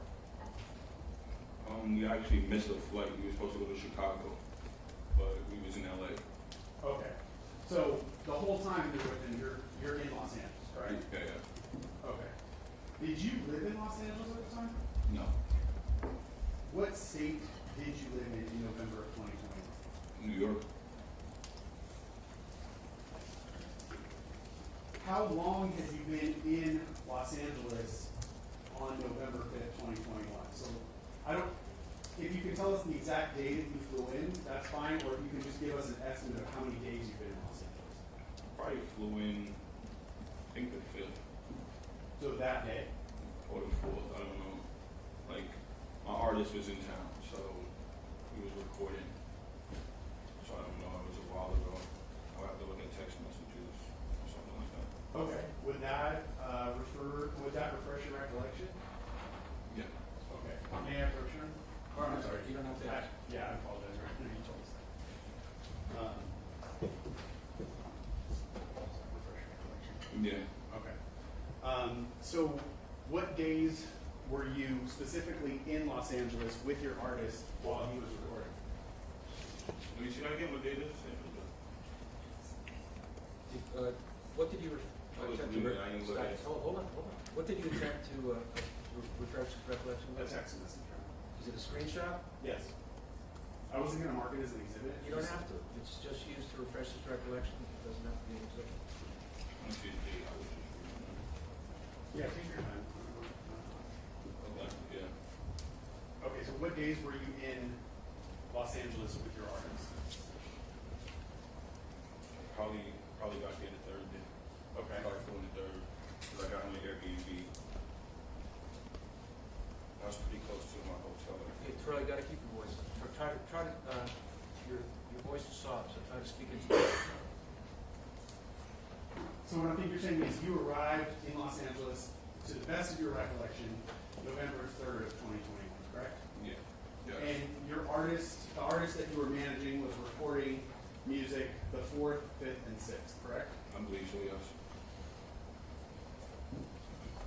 How did you get to Los Angeles on the 3rd? What do you mean? And you're from New York. How did you get here? Oh, flew. When you say you flew, did you fly on a private plane or on a commercial jet? On Delta. Commercial. Did you have to go through airport security? Yeah.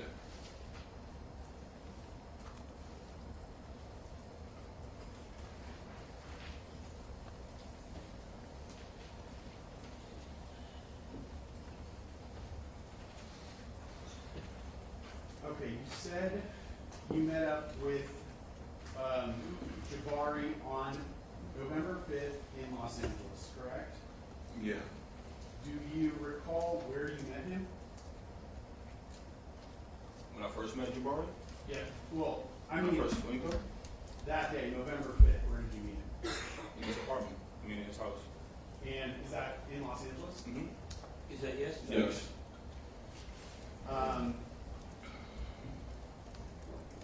While you were with Jabari that day, did you overhear a conversation between Jabari and the defendant, Mr. Mayer?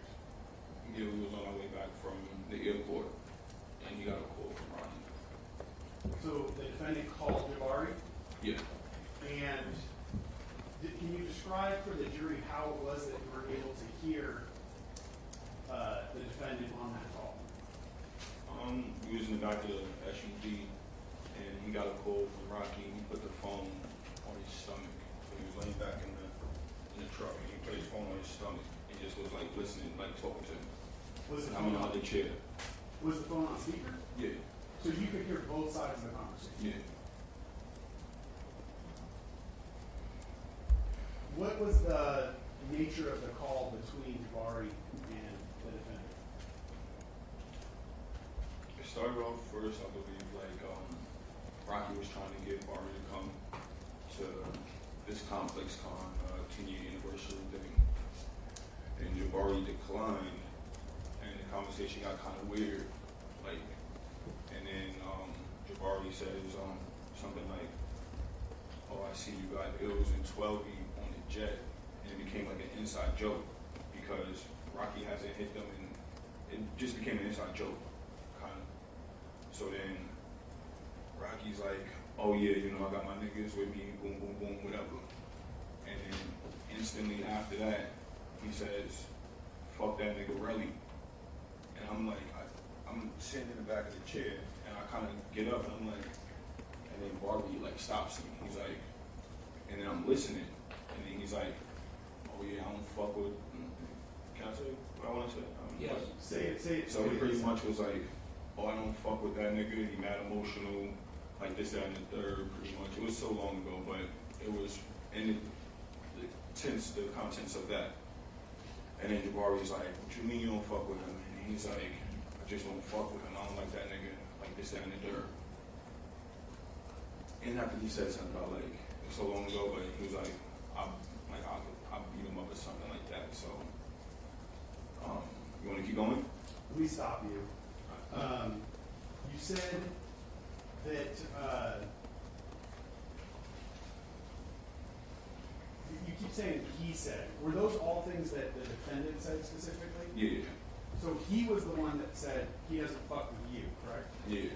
Had you said anything at that point in the car that would have alerted him to the fact that you were actually in the car? No, he didn't know I was there.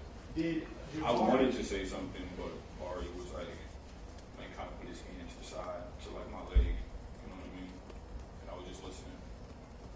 I'm assuming then that Jabari didn't tell him, I'm in the car with... Oh, no.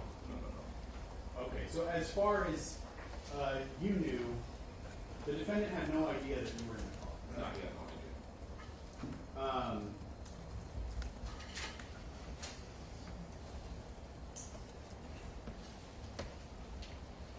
Other than the specific things that you already said he said about you, is there anything else that you can recall that the defendant said about you on that call?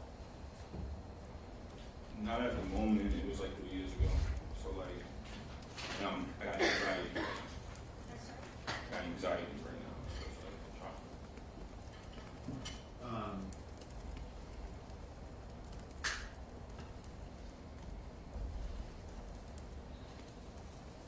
in the past, have you said that on that call the defendant said, referring to you, he's a bitch?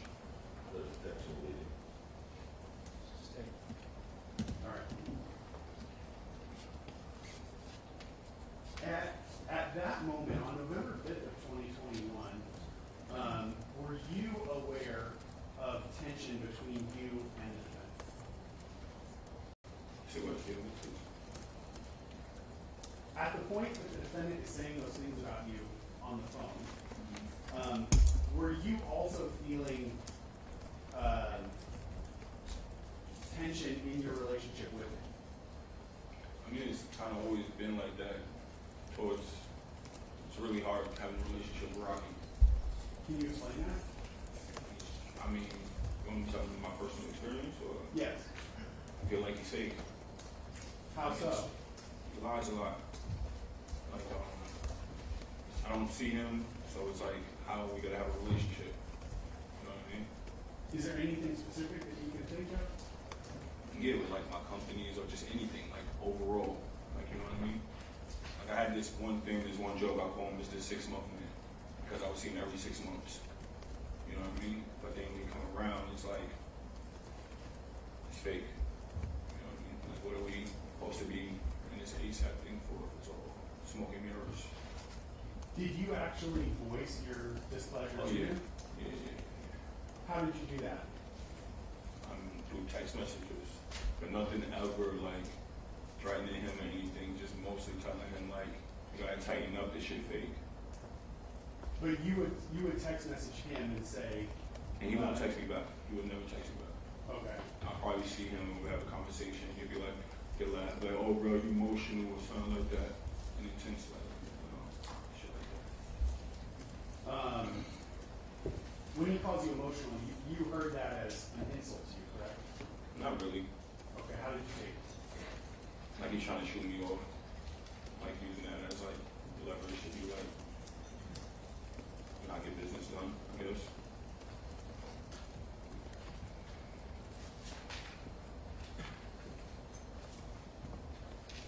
All right, I want to direct your attention to the very next day, so November 6th, 2021, the day of this incident. Where were you staying at that night in Los Angeles? Staying at the Lowe's Hotel in Hollywood. And that evening, did you have any plans to meet up with the defendant at all? No, I haven't spoken to him in months, probably prior to that. I texted him, but he never answered me back. You mentioned in your earlier answer that there was this event called Complex Con that was going on that weekend, correct? Yes. And I believe you said the defendant was actually performing at that concert series, correct? Yeah. Did you have plans to go with the defendant to Complex Con? No.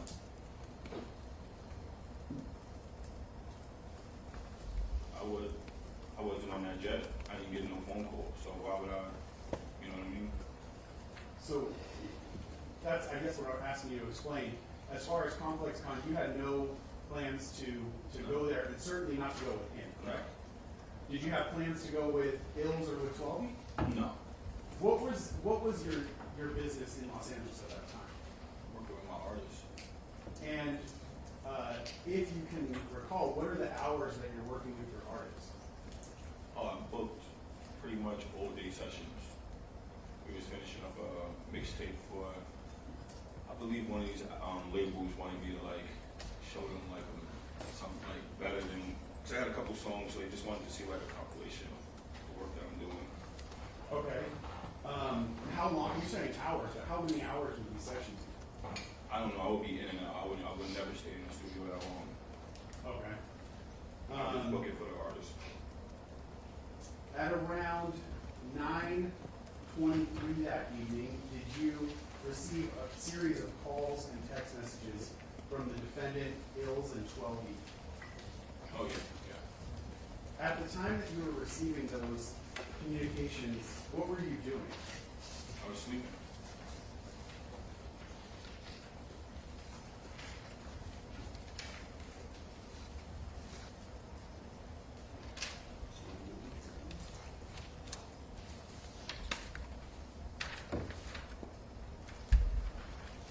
Mark my next exhibit, Your Honor.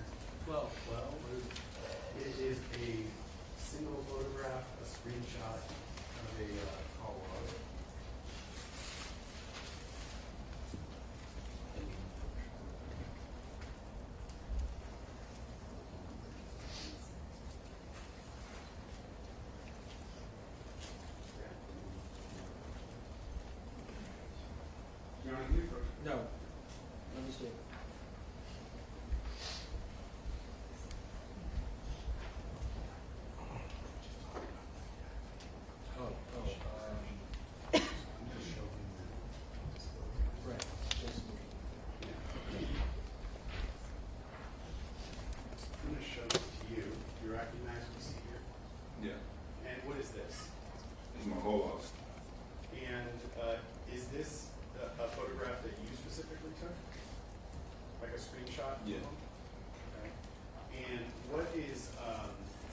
this reflected in your call log here? What do you mean? Okay, all these numbers are in red. Does that mean anything to you? Missed calls? And who were the people that you were missing calls from starting at the top of the page? Rocky, that's a larger number, that's 12B, 12B. Elijah, Rocky. Okay. And did you receive those missed calls kind of in quick succession? Meaning like right after each other? I don't know, I woke up to a FaceTime call from Rocky. So then after I noticed I had all those missed calls, I didn't even like wake up and notice the calls.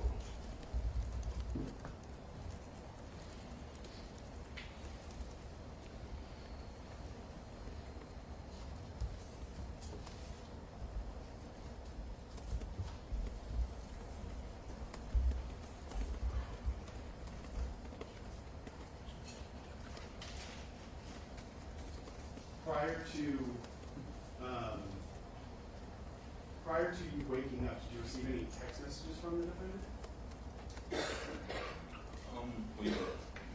So you're saying you received a bunch of missed calls while you were asleep. You woke up, you answered your phone, talked to him, and then you kind of went back and looked at your phone afterwards. Is that accurate? Yeah. And that's when you saw you had a bunch of missed calls from him, and Elijah at 12. Did you also have text messages from him? Yeah. You mark my next runner's 13.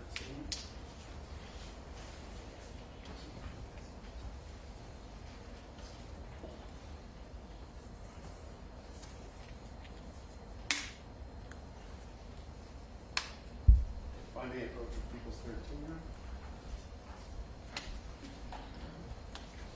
This, you recognize what you see here? Yeah. And just in general, what is this photograph? This is a screenshot. Of your phone? Mm-hmm. I mean, Rocky's Is that text yes? message. Yes. And is this screenshots, text messages that you received from him that day? Mm-hmm. Yes. You said yes? Yes. Sorry. Every time you say that, or he's going to Just ask you. nervous. Yeah, but if you can, try to say yes or no. Yes. So there are 3 messages at the top that are in gray. Are those from you or are those from the defendant? That's from Rocky. And if you would read them one after another, what do they say? Where you at? Question mark. Let's get to it. Stop ducking my calls. Okay. Thank you.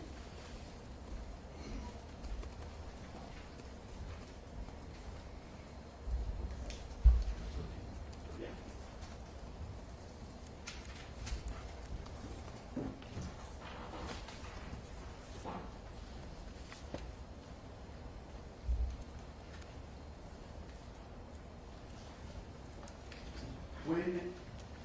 When he texted you, specifically the phrase, let's get to it, did you know what he was referring to?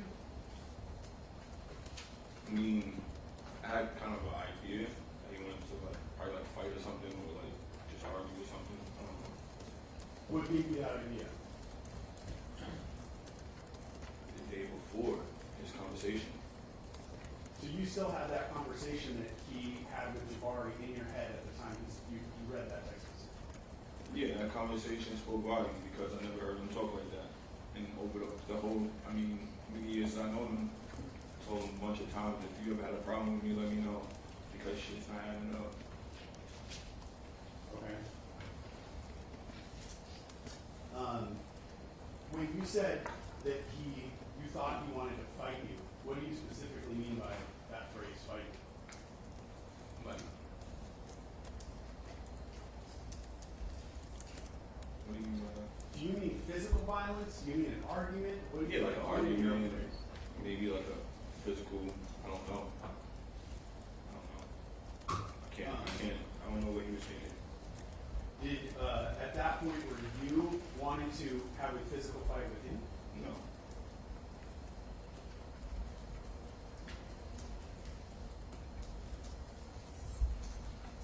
Those text messages that you read from him, when you read those, did you perceive those to be aggressive towards you?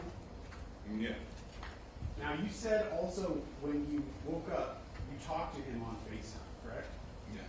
What was your conversation with him about? He was just more so like Okay, so he was like,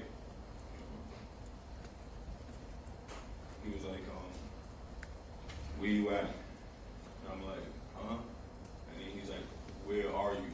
Like, kind of like broke it down. And I'm like, instantly, I don't know, for some reason, I just told him the W. You know what I mean? And then he's like, no, you're not. That's a bum-ass hotel. So I'm like, and then he's like, show me where you at. So then got out of bed and I kind of, the Lowe's Hotel is on Hollywood. The W is in Hollywood. So it kind of, everything kind of looked the same.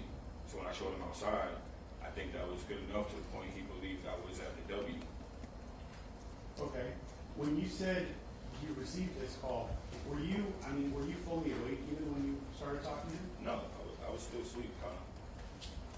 And you said he first asked you where are you at, and you said, I think you said huh. Yeah, I said And then you said he broke it down, where you at? No, where are you? Like, where you at? Where are you? Like, kind of like with force the second time. Like, okay, that was even my question. What was his tone of voice when he said, where are you? okay, so the first one was like kind of regular. After I said or whatever, the second one was just like, with, like, you know, it was a problem. Like, where are you? Like, where you at? Like, you know what I mean? And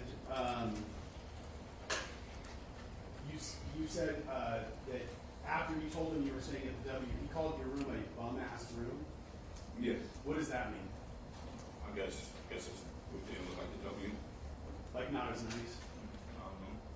How did you receive it? Yeah, pretty, like, I was still sleeping. I didn't care. I just wanted to show him outside the window to figure out what the hell is going on. You know what I mean? Are we gonna link up? Like, what's going on? Like, what's the purpose of this call? At the moment you're talking to him, did you have any idea why you wanted to meet up with you? No.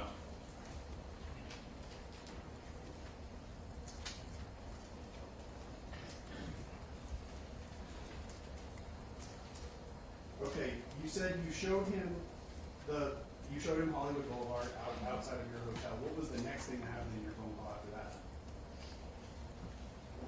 I think he said he'd be right there.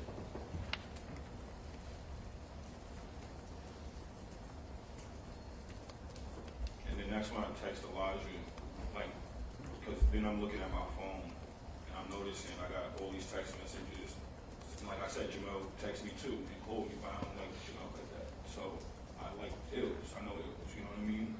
So text ills. I'm like, what's going on? Pretty much. Hold on. I don't remember exactly what I said from that day because it was 3 years ago, but I hit ills to like kind of confirm like what's going on. Yeah, and that's fine. At that point, did you know that 12B and Hills were with the defendant? What do you mean? Like, Did you know that coming three of them work together? Like coming to link me? No, I mean in general. That Oh yeah, because it was on the plane. Okay. And so when you received the messages from Hills and from 12B, you understood at that time that they were with the defendant, correct? Yeah. After your conversation let me clarify, when you say you're on FaceTime, was that FaceTime that also had video associated with it? Yes. So he could see you through the phone, correct? Yes. After your conversation with him, did the two of you make plans to meet up? I mean, I didn't really make plans. It was kind of like link up. I wanted to, thought we were just gonna talk and like really hash things out. Because not like this, but like when we talk shit out, you know what I mean? And like I said, I call him Mr. 6 Month Man. I haven't seen him in a very long time. So maybe he hasn't read the room. You know what I mean? Like okay, yeah. You said in the past when you had problems with him, you felt comfortable just expressing that to him verbally and talking, correct? Mm-hmm. Is that a yes? Yes. And was that sort of something that had happened on multiple occasions? Help a little bit, please. That's the question. Your Honor, we can Can you say that again, please? Was that something that had happened multiple times where the two of you would talk and work out your problems, or was that something that only happened once before? I mean,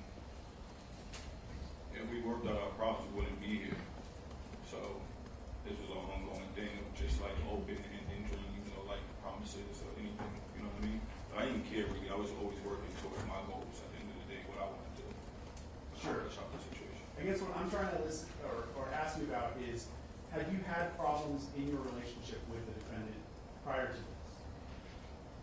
I wouldn't say problem. I don't know. Me personally, I never had a problem with him, but I think he had a problem with me. Okay.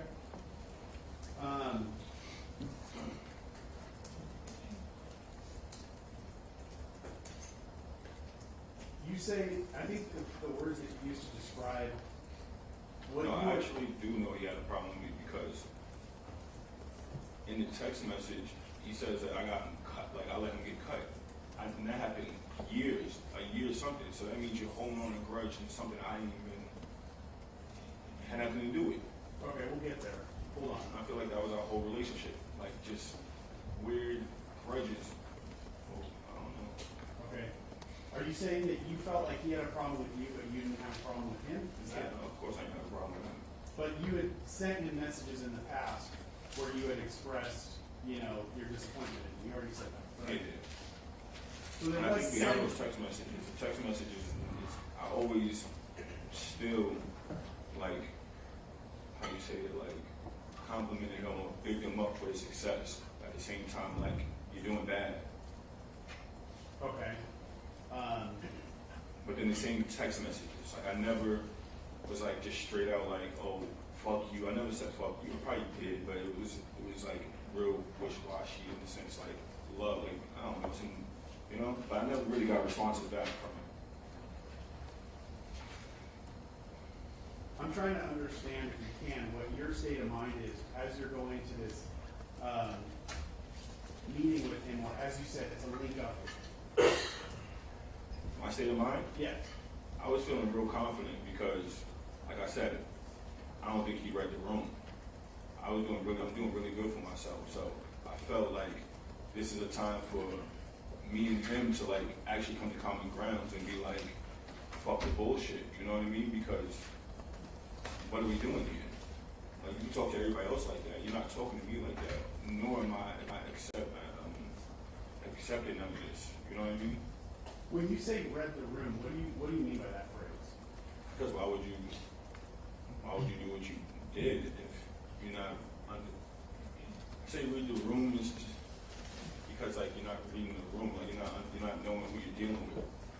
You know what I mean? Like you're thinking you could just he knows of me, but he didn't know what I was up to. So you're probably thinking I'm a bum or I'm not like this person, somebody you could just have your way with. Did you feel personally like your music career was becoming more successful? Yeah, for sure. I was going in and out of label meetings. Would you say at that point that was essentially the height of your career in the music business? Have you been more successful? Okay. Yeah. In the music industry, yeah. Yeah, I was at my highest I ever been because I finally figured it out. I figured out how to make money back ends, everything. So I made my own label. Sorry, and I don't mean to talk over you. My apologies for that. Mm-hmm. You said that going into this meeting, you were confident. Is that what you mean by? It wasn't even a meeting. I wouldn't even call it a meeting. It was just like I'm linking up with Rocky. I haven't seen it do it in dumb long. Yeah. Like anytime you want, like you're gonna go link him. Like you know what I mean? Like I don't see the dude. What does that phrase "link with him" mean to you? Are you saying something less, more informal than? Like for instance, if we had a problem, I felt like it could have been hashed out the moment he seen me, but instead, it was like we got nasty. You know what I mean? Like he didn't read the room. He didn't take a second to think. Okay. Where is it specifically that you ultimately linked up with? Well, when I was walking from Lowe's, because it's kind of far away, I was texting Elijah, and then I told him I'm like next to Trader Joe's or something because I know the area of the W. So then when I don't really know the streets, so the top of where the W is at, I just, instead of being on the side of the W, I cross the street for some reason. And then I see Rocky walking, well I don't see him yet, walking down the block. Then I hear him. I hear him first.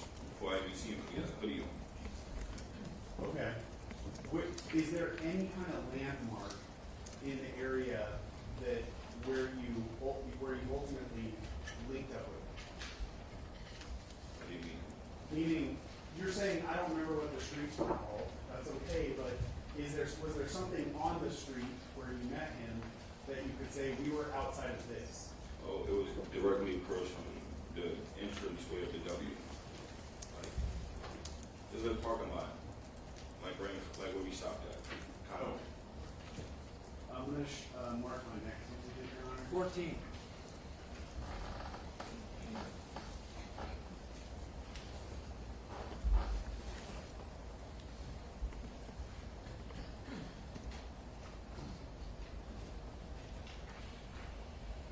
Mr. Ephrom, showing you he was 14.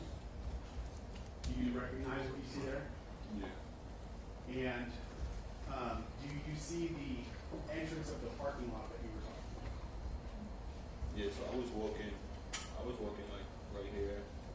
There's a pointer. You see a wooden pointer anywhere?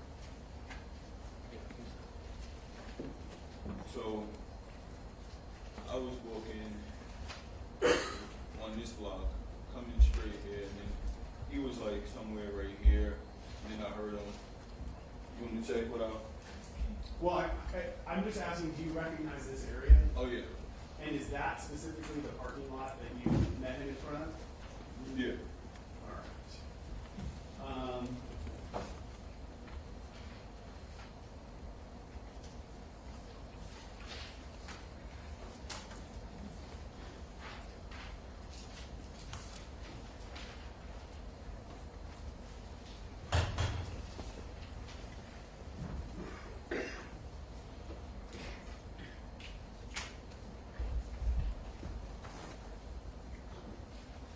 You said you don't know the streets in that area very well, but did you know where Hollywood Boulevard was? Yeah. And were you at all close to Hollywood Boulevard? Yes, the main like strip, I believe. Would that have been like directly above where you Yeah, met him? above. All right, I'm going to show you number 2, where Hollywood Boulevard is labeled here at the top. You see that? You see what now? Is the screen in front of you working? Just so you don't have to turn around. No, it's not.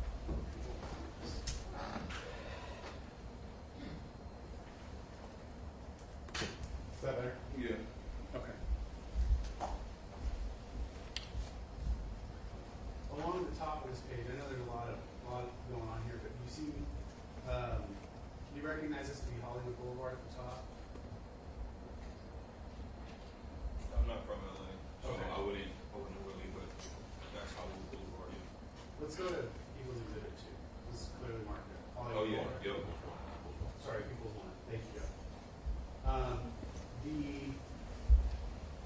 The street that you came down was next to the W Hotel, correct?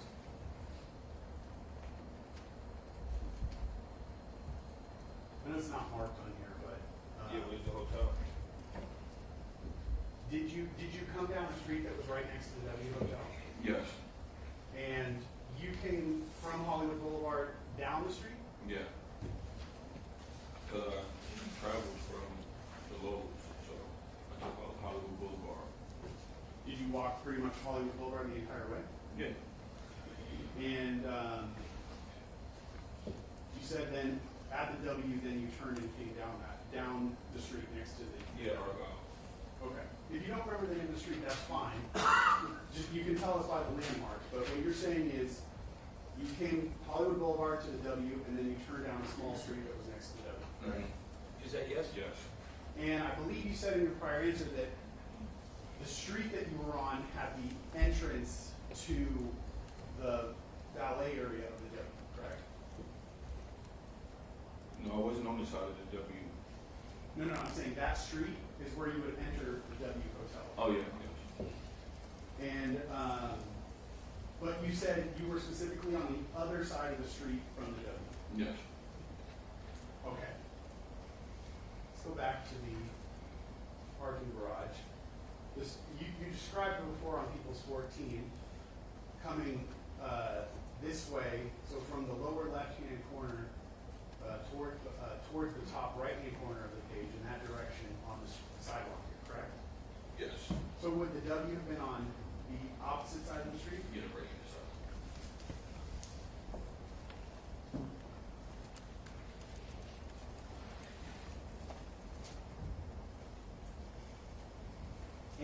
as you were walking down that street, what was the next thing that you remember that caught your attention? I didn't see nobody. I heard Rocky though. I heard him say, "What now, pussy?" But it's been so long, so I don't. What now, pussy, or what now? Something along the lines of that. Like he was like, "What now?" And what was his tone of voice? Oh, he was loud. Like that's what caught my attention. And then I seen Elijah, and then Jamel, and then that's when I'm walking. Like, cause I was continuing walking. I wasn't like stopping or waiting around anywhere. I was already walking. They was already there. So Where? I guess they was already on Argyle because they was calling me still. Elijah was calling me to see where I'm at. Mind you, I was far. That hotel was far. So when I got there, I'm walking down the block. I wasn't like waiting, calling him or anything. I'm still en route, pretty much. So I hear him as I'm en route still. And then that's when we meet up and then we see the altercation. But you're saying the first thing that caught your attention was his voice, correct? Yeah. Saying, "What now, pussy?" Yeah, what now, pussy? And it was loud. Yeah. Was it aggressive? Yeah. Okay, after that, hearing that, did you see him? Yeah, truthfully, it was all like a movie. It was like literally How like so? a movie. Explain that. Just the way he was walking, the whole thing, like the hoodie, like it would just caught me off guard. You know what I mean? Like it was no time to talk, no time for nothing.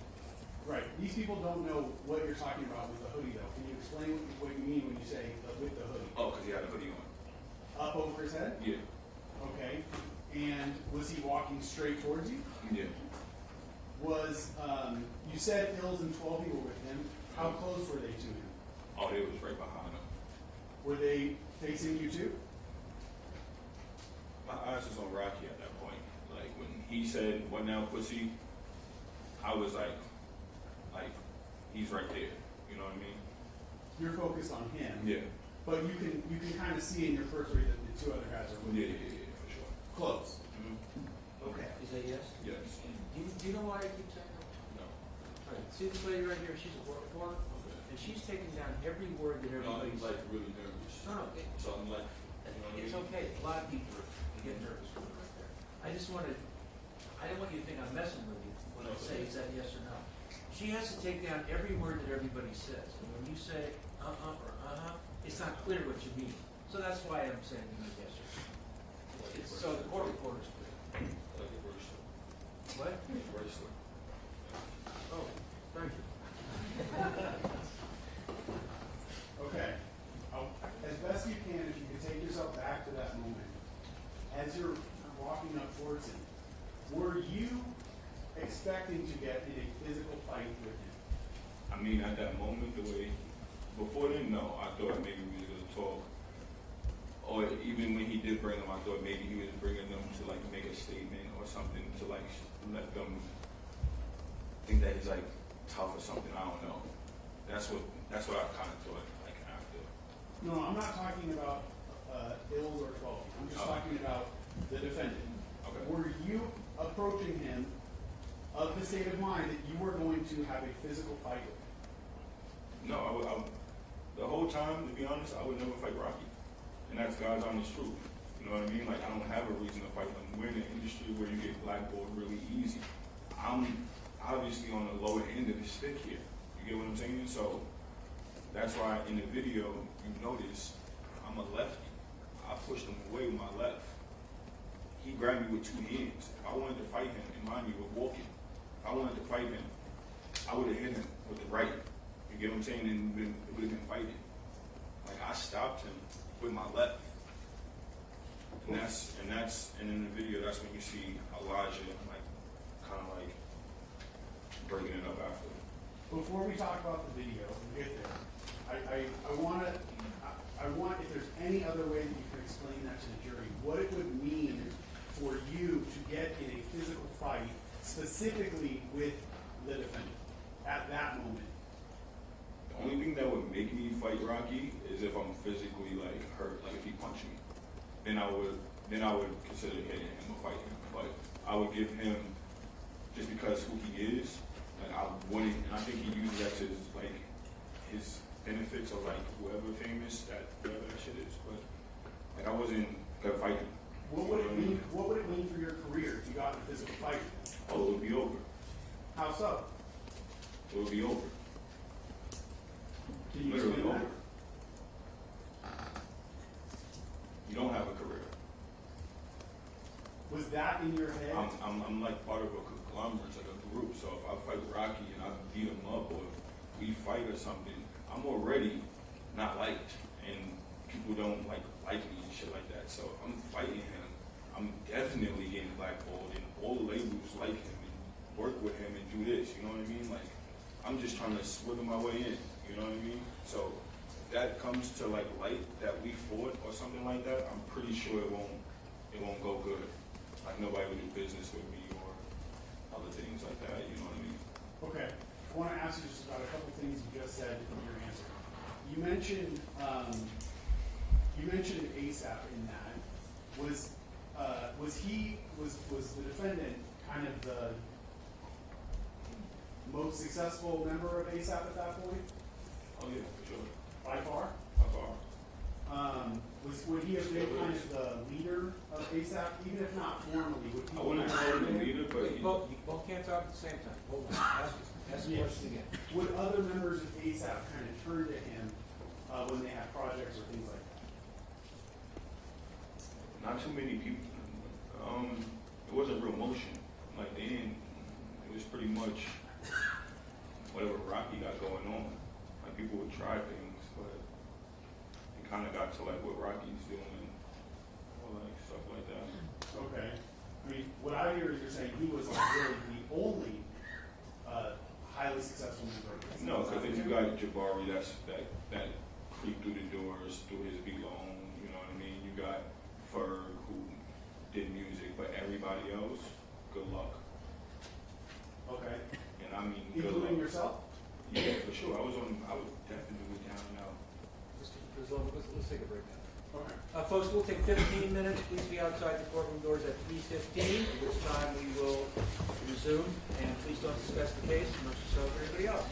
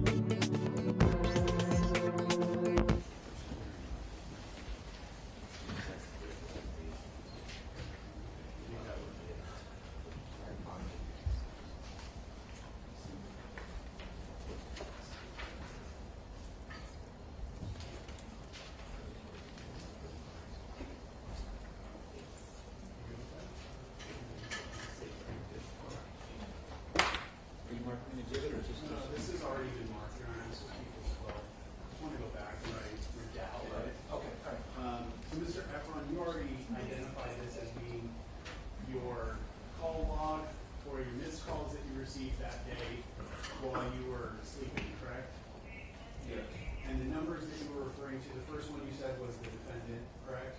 Yes. And then you said Ills called you, correct? Yes. And then 12, you have, his name is 12, sworn in. Yes. Okay. And then the text messages that you received, you said these text messages were also from the defendant, correct? Yes. And specifically those three at the top, WIA, which you read as where are you at, correct? Yes.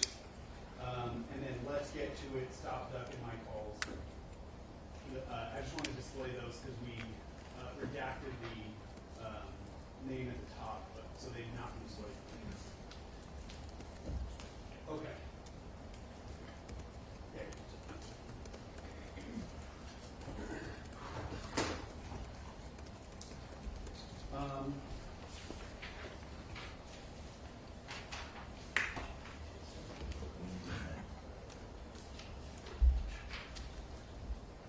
Mr. Ephrom, I had asked you before how you traveled to Los Angeles. You said you took a commercial Delta flight, correct? Yeah. Did you bring any Yes. weapons with you when you took that flight to Los Angeles? No. Specifically, did you bring a handgun with you? No. All right. Right before we broke, you were talking about what it would mean for your career, or as you understood what it would mean for your career if you got into a physical fight or physically attacked the defendant. And you talked about ASAP already, but in your earlier answer, you said there would also be a consequence with record labels. Is that correct? Yes. What can you explain that just in more detail for the jury so they understand what you're talking about? I mean, I wouldn't know if there would be direct consequences, like, but I'm pretty sure it would be out there that we fought and people would just pick sides, like right now. Like, you get what I'm saying? Like, he's famous. I'm nobody, pretty much.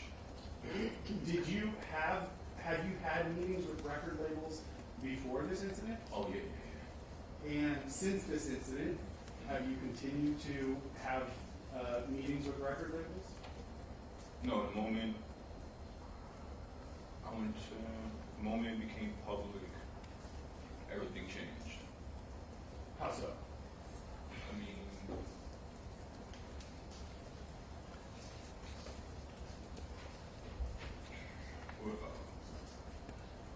like everything changed. Like people knew it was me that pressed charges against Robbie. So everybody looked at me like I'm doing wrong for pressing charges. And did some of the deals that you had set up, did those go away? Oh yeah, I had to like pretty much vacate my label and everything because my artists, they no longer wanted to work with me because of the decisions I chose to make. So yeah. Okay. So not only the record labels that you were meeting with, but also the artists who you were managing no longer wanted to work with you. Yeah, because they felt like many different reasons, but one, they felt like I don't have no credibility no more, one, and two, I'm getting labeled as, I guess, a snitch or something like that, you know? Okay. Now, those are real consequences that have happened to you since this incident. But did you have in your mind before you met with him at the parking lot that something like that would happen if you got into a physical fight with him? Wait, say that again? Yeah, did you know going into this incident that if you got into a physical fight that it would likely be the end of your music career? Yeah, that's why I wanted to fight Robbie.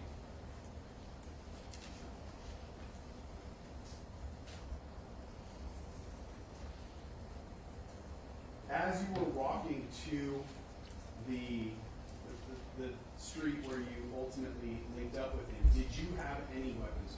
No. Did you have any handguns with you? No. Did you have any knives, folding knives, anything like that? Nothing of the sort.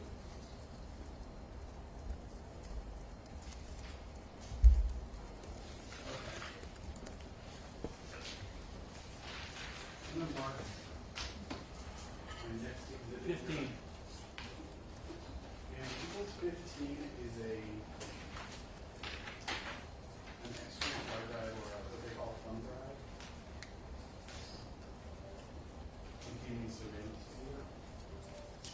audio? There is on one of the surveillance videos, but it's not spoken word. For noise? Yeah, it's.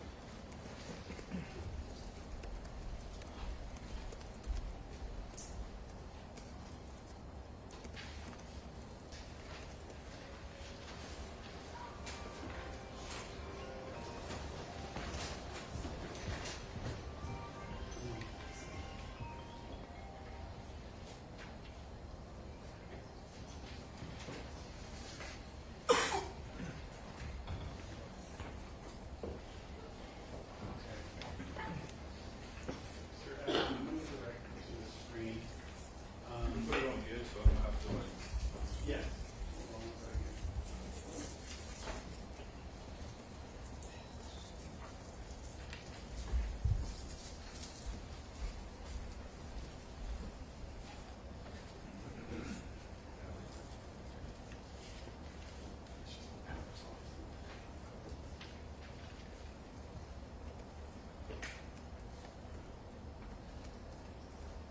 There.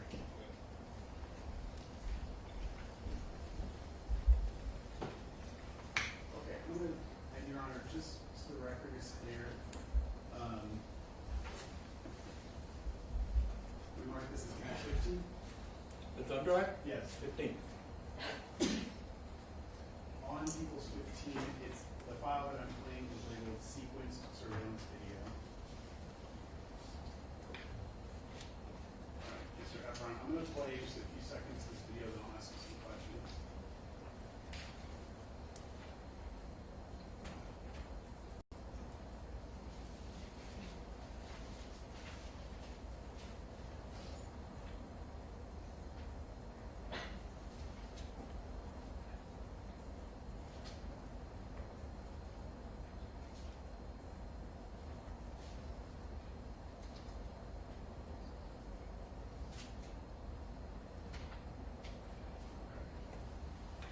And I'm stopping that.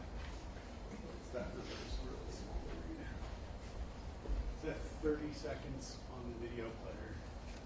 Did you recognize the what was captured on that video in those 30 seconds?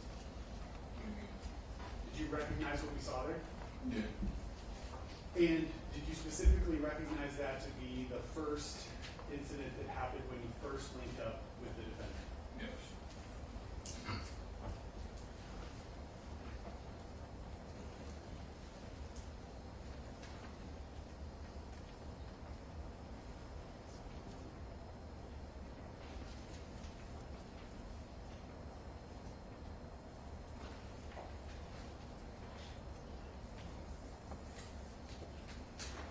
Did you recognize yourself in that video?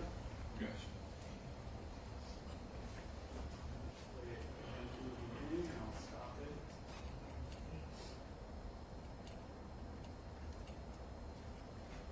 Okay. I think I stopped it at 6 seconds, if I can read that from here. The first person that we saw walking down the sidewalk on the screen, who was that? What do you, the You person want me that to play it again? the person that I seen? Yes. Yeah, that was right. No, the first person that we saw coming down. Oh, that's me. That's you, Yeah. correct? Okay. And I'll play it forward a little bit from here.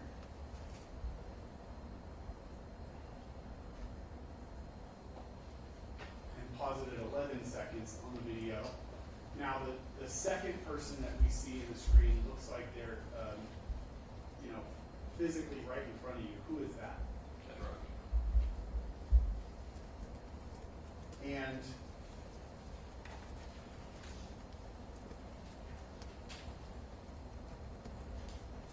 when you first approached him, can you describe what happened in your own words?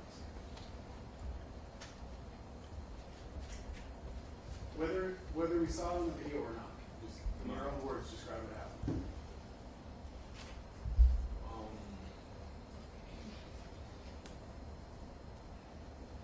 So when he came up to me, like from the video from what I can see, because he's saying sharp long work, it was like 3 years ago. I'm gonna put a bit of the video, but I was stopping a little. I could see I was stopping a little. Like I said, I'm righty. I stopped him with my left, trying to like back him up. You know what I mean? And then Let me stop you for 1 second.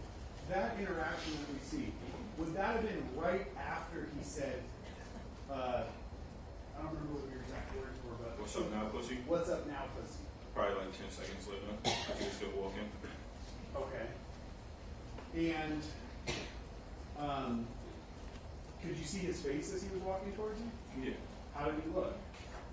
Oh, angry. So could you tell as he was approaching you that you were headed for a physical confrontation with him? His hands wasn't up. It was more so walking. So then when we got to each other, he initiated, like trying to like grab me or try to like grab me by my collar. That's why you see like that, and I like grabbed him off. You know what I mean? So as best you can remember it, he was the first one who grabbed you by the collar, Then he grabbed me by my collar. and then you raised which of your hands to My left. your left hand to separate from him. Yeah. Okay. And as he grabbed the collar of your sweatshirt, what did he do? I think he just trying to tug at me and like talking and going back and forth. And then Elijah, everything happened so fast. And Elijah gets in the middle. Okay. When you say he's talking at you, do you remember anything that he said? Like I said, it was 3 years ago. I would have to see what I said before. I don't want to say something that I kind of like vaguely remember. That's fair. But so as you sit here right now, today, 3 years later, you don't specifically remember the words he said. Is that what you're saying? Not the words so much. So for like towards the ending when the gun came out, I remember that. Okay. I remember the words that came out when the gun came out. As best we can, I'd like to go through it step by step. So when he first approaches you, you're saying he's saying words, but you can't remember the words? I don't remember. Do you remember the tone that he had said these words with? Oh, at that point, like, we're pretty much damn near fighting. Like, he's saying what he's trying to get, I don't know. I mean, did he sound angry to you? Yeah, for sure. Okay. Were you saying anything back to him? Yeah, Do you, I don't remember. You don't remember your words. Mhm. Do you remember your tone? I was angry because he touched me. I was just like, the fuck off me, or probably like. But then, mind you, the gun came out seconds later, so then my tone got really angry after.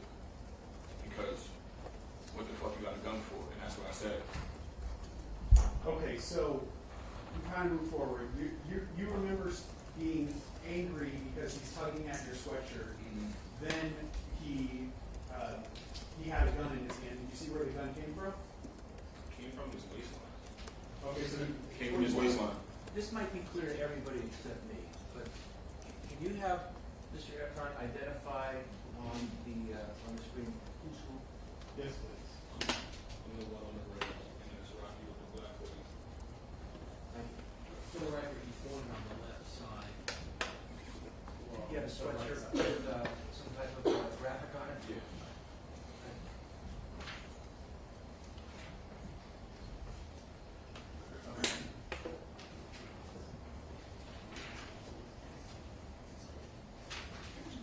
All right.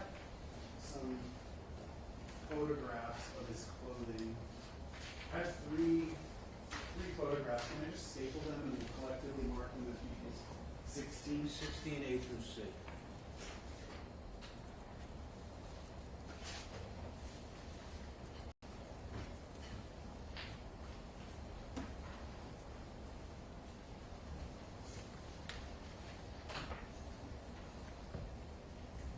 Okay. I'm going to show you 16A. Do you recognize what you see there? Yeah, that's my hoodie. Is that the same hoodie that you were wearing that day? Yes, it is. And is that the back of the hoodie? Yes. And then 16B, do you recognize that? Yes, in front of my hoodie. Same one you were wearing that day? Yes. And then 16C, Yes, my sweatpants. same one you were wearing that day? Yes. Okay. So your sweatshirt or hoodie had that graphic on the back, Yeah, correct? yes. Let's go back to the video. If I can remember where we left off. So you, oh, yeah, that would be too long for my video.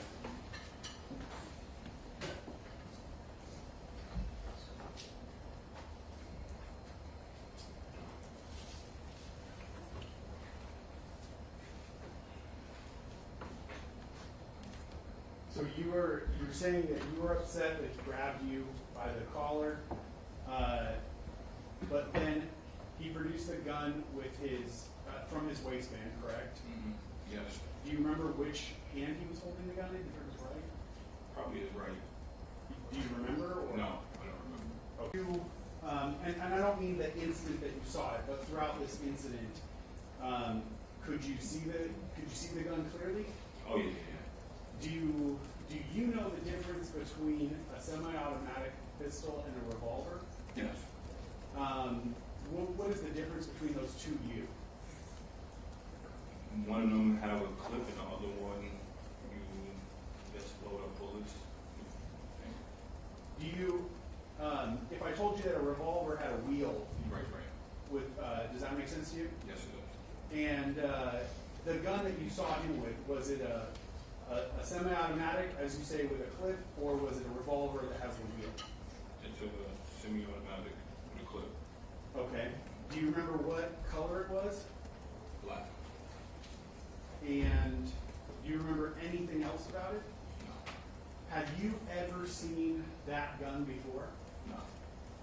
Did you know the defendant to carry guns regularly?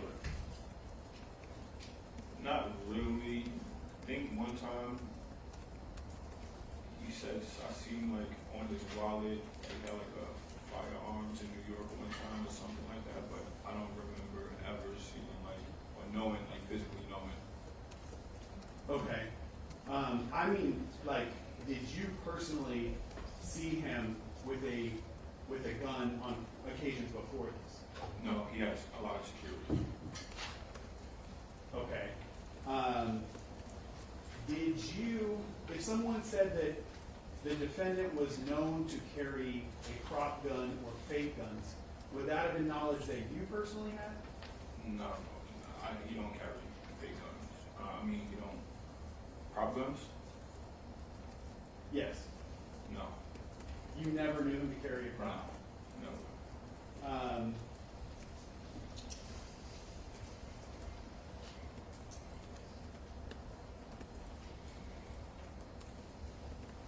Did you ever know him to have any guns? And I don't mean, now I want to kind of broaden it. So not that he would carry in public, but guns that he would have either at his house or anywhere else. Not to my knowledge. I never physically seen any guns on Rocky.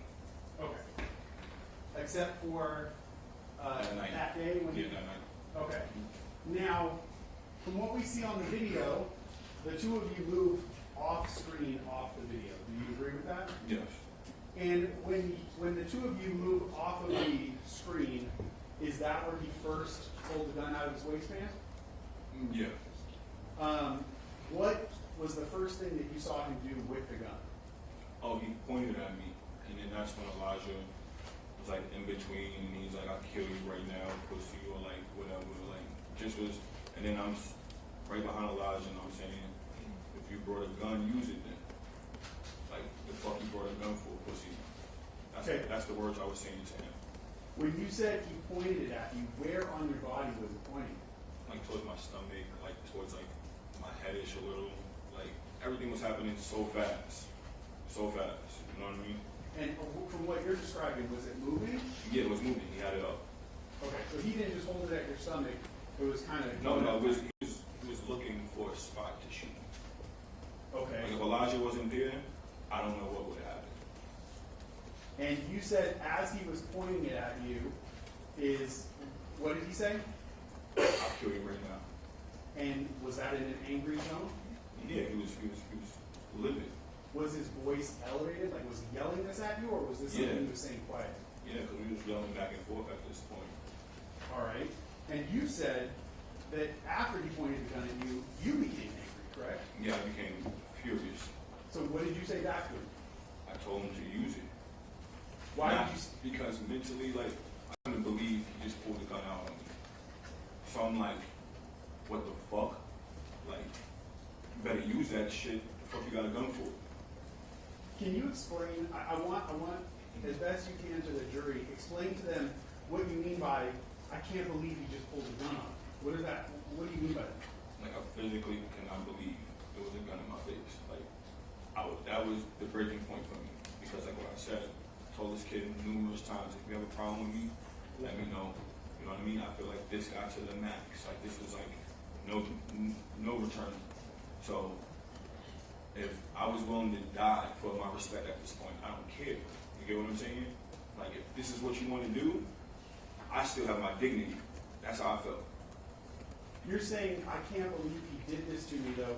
Did you ever think that he would actually shoot you? At that point, I don't know. Like I said, I was just so mad. I seen a gun. I didn't care. And so when you told him something to the effect of to shoot you, I mean, did you have a death wish at that moment? Did you want him to actually shoot you? Oh, of course not. So why did you say that to him? Because I was just so mad. I seen this man just pull a gun out on me. You know what I mean? Like, I was furious. Like, what the fuck is a gun? What are you doing with a gun? Were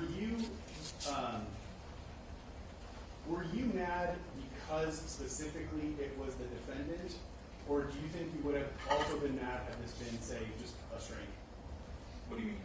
So if a stranger had pulled a gun on you the same way that he did, how do you think you would feel? Oh, I would try to run. I would try to, like, if a regular person pulled a gun out on me, Yes. I'd probably be dead. I don't know. I'd probably run, probably get shot. Do you think you'd respond the same way and say, shoot me? No. Stranger? No. You think you'd be scared in that scenario? The only reason why I said that is because I know Rocky. I know him. You know what I mean? So I felt at the moment that was the right thing to do. Especially, it goes back to Mr. 6-month man. I'm not going to let you feel like you come around and do what the fuck you want. You get what I'm saying? Like, you're not about to pull a gun out on me. It's not happening. I mean, you already did, but I'm going to let you know in front of your two little minions you brought with you that, because I'm pretty sure they would have ran back to his crib and told everybody else, oh, I just pulled another gun on Relly or did this. Like, no. If they're going to go back to his house, they're going to say, Relly stood up for himself. You know what I mean? Okay. Yes, thank you.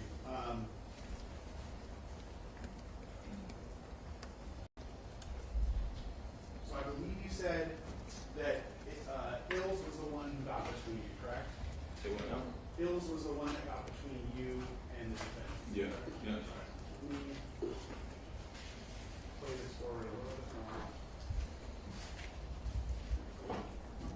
And I'm going to pause it here. I think we're at 14 seconds. That person that we see in the blue jacket, who's that? That's Ills. All right. And what is Ills doing at this point in the video? He's breaking up. He's trying to de-escalate the situation.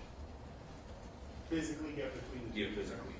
Yeah. All right. I'll play it forward.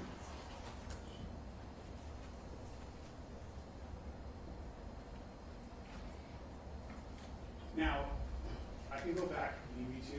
I paused it at 23 seconds on this video. The very bottom left-hand corner we saw someone with a red kind of jacket. You agree with that? Yeah, yes. Who was that? That's Jamel Twelby. Okay. What, if you remember, what was Twelby doing during this interaction? He was off to the side the whole time. He was not trying to like, everything happened so fast, like from what I can remember, he was just like looking. That's why I said, like, even after everything, like, I don't care if me, it was on talk, I still love the kid because he put himself in between everything, you know what I mean? Now, 12, he was off on the side. He was just looking, like, and then when I guess he seen the ills into me, that's when he kind of intervened, but I don't think he would have did anything.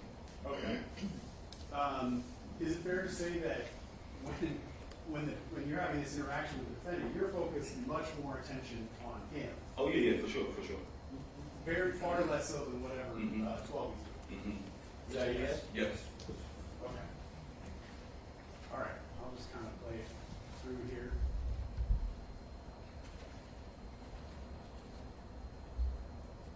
And I'll stop it where this video stops. So right at the end of that video, we saw someone, a part of their body, their lower part of their body, come back into the frame. Did you recognize who that was? I can go back if you need me to. Yeah. Just a few seconds.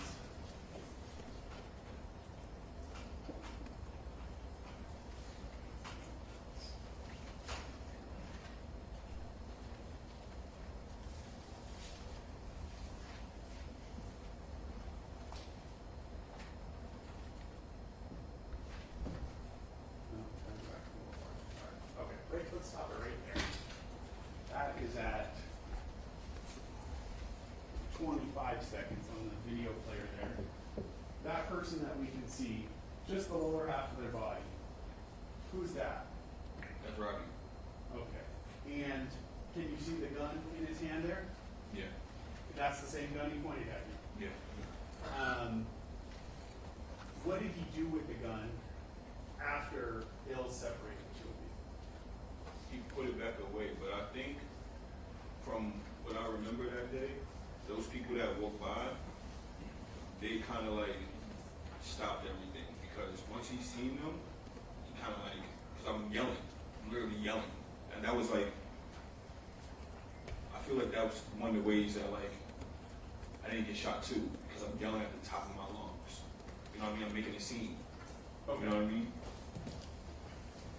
So once he seen like those people walk by, he put it away, and that's when he started like kind of walking away. The people that we see walk by, they had nothing to do with No, that was just a couple, I believe. That was just a couple walking by. Like I briefly seen them off my peripheral. Okay. So after he puts the gun back in his waistband, you said he walked away. Where did he go? He was going down the same block that he came from. Now, the landmark street that you know is Hollywood Boulevard. Was he walking towards Hollywood or Argyle. I guess that's Argyle down. He's walking down Argyle. Yeah. But away from Hollywood Boulevard? Yeah, away from Hollywood Boulevard. Okay. 1 second.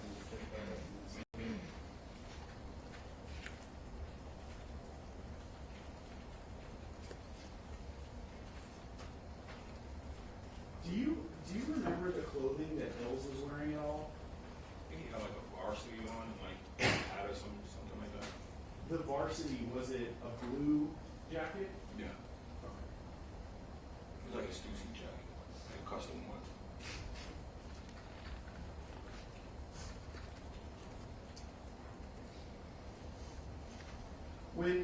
Before I move on from this, at the first point where the defendant is pointing the gun at you, how far away from your body was the end of the gun? Oh, it was getting me to press up against me. Like, Did it actually touch you? I don't remember everything happened so fast. But if it wasn't actually touching you, it was very It was close. very close. If anything, I'm pretty sure it probably touched the O's. That's how close it was.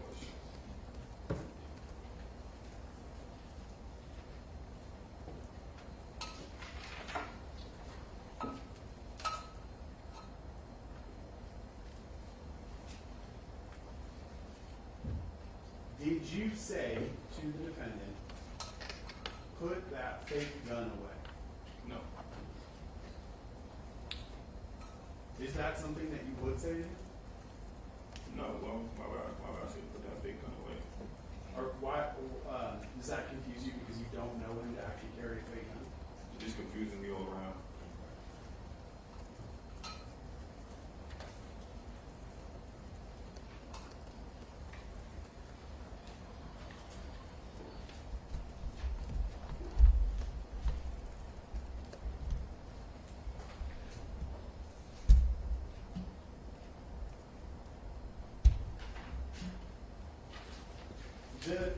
The incident that we see as it's captured on the surveillance video, from the time that the two of you first come to each other to the time where he puts the gun away and walks away, is that the total amount of time that this incident took? What do you mean? Meaning, after you all walk off camera at the end of this clip, was there anything else that you remember that happened at the parking garage, or was that he just walked away? Okay, so right after, Elijah's still next to me, and I look off to the right, and I see Jamel putting, like kind of kneeling down, which is 12E, ASAP 12E, and I see him putting away a knife.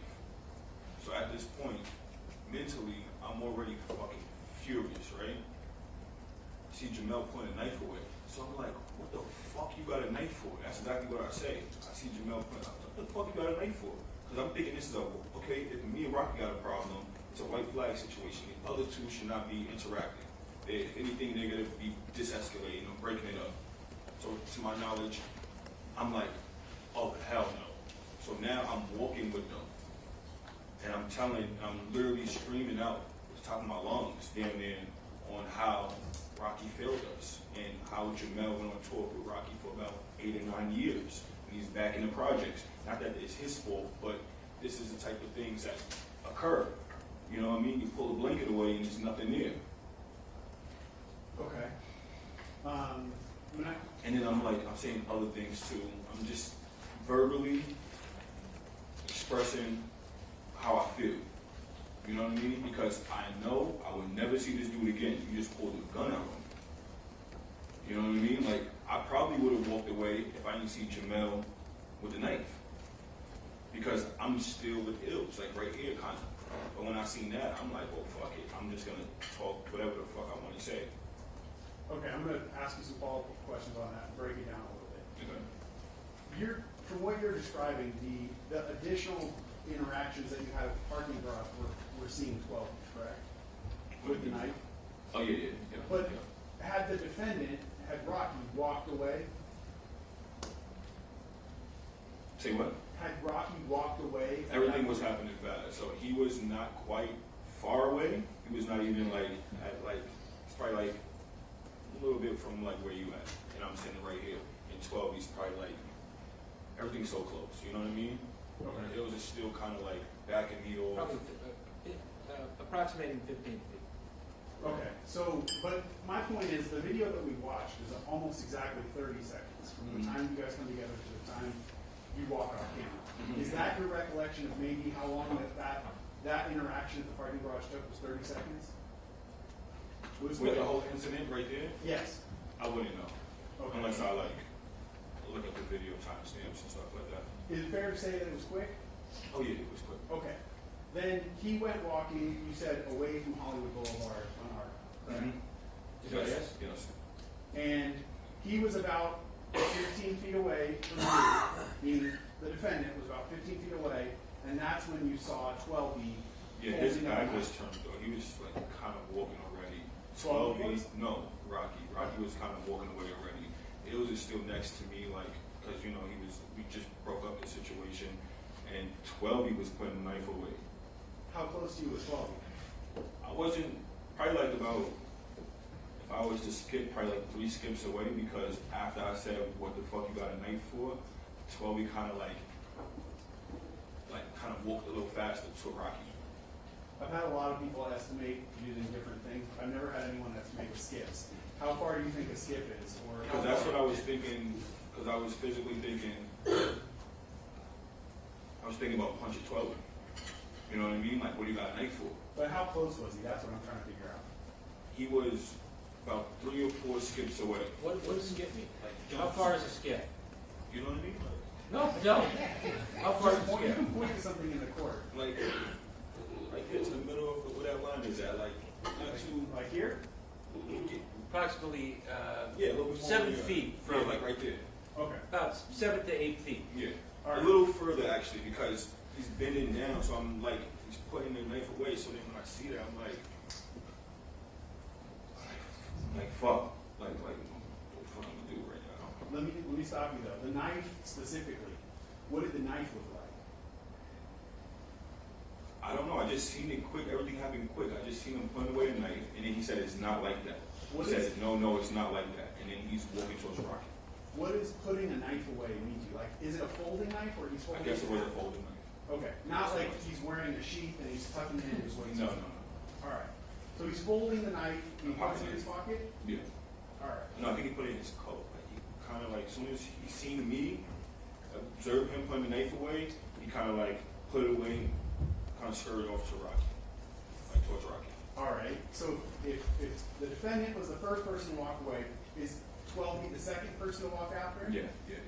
And then you're standing with Ills. And I'm walking with Ills pretty much, and Ills is still telling me, yo, just go, and I'm just letting them have it, like just telling him whatever I feel like. You know what I mean? But you're kind of side by side with Ills. Yeah, I'm side by side with Ills. Because that's why I was able to like grab him or whatever. You used a couple terms in your answer before. You said this was like a white flag situation. Yeah, What does that mean? Meaning we're all ASAP members. So if one person has a problem with another, I'm not expecting anybody else to intervene, or like, you know what I mean? Other than like supporting the person they came with, which they did. They supported Rocky. He was in LA for the Conflicts Con.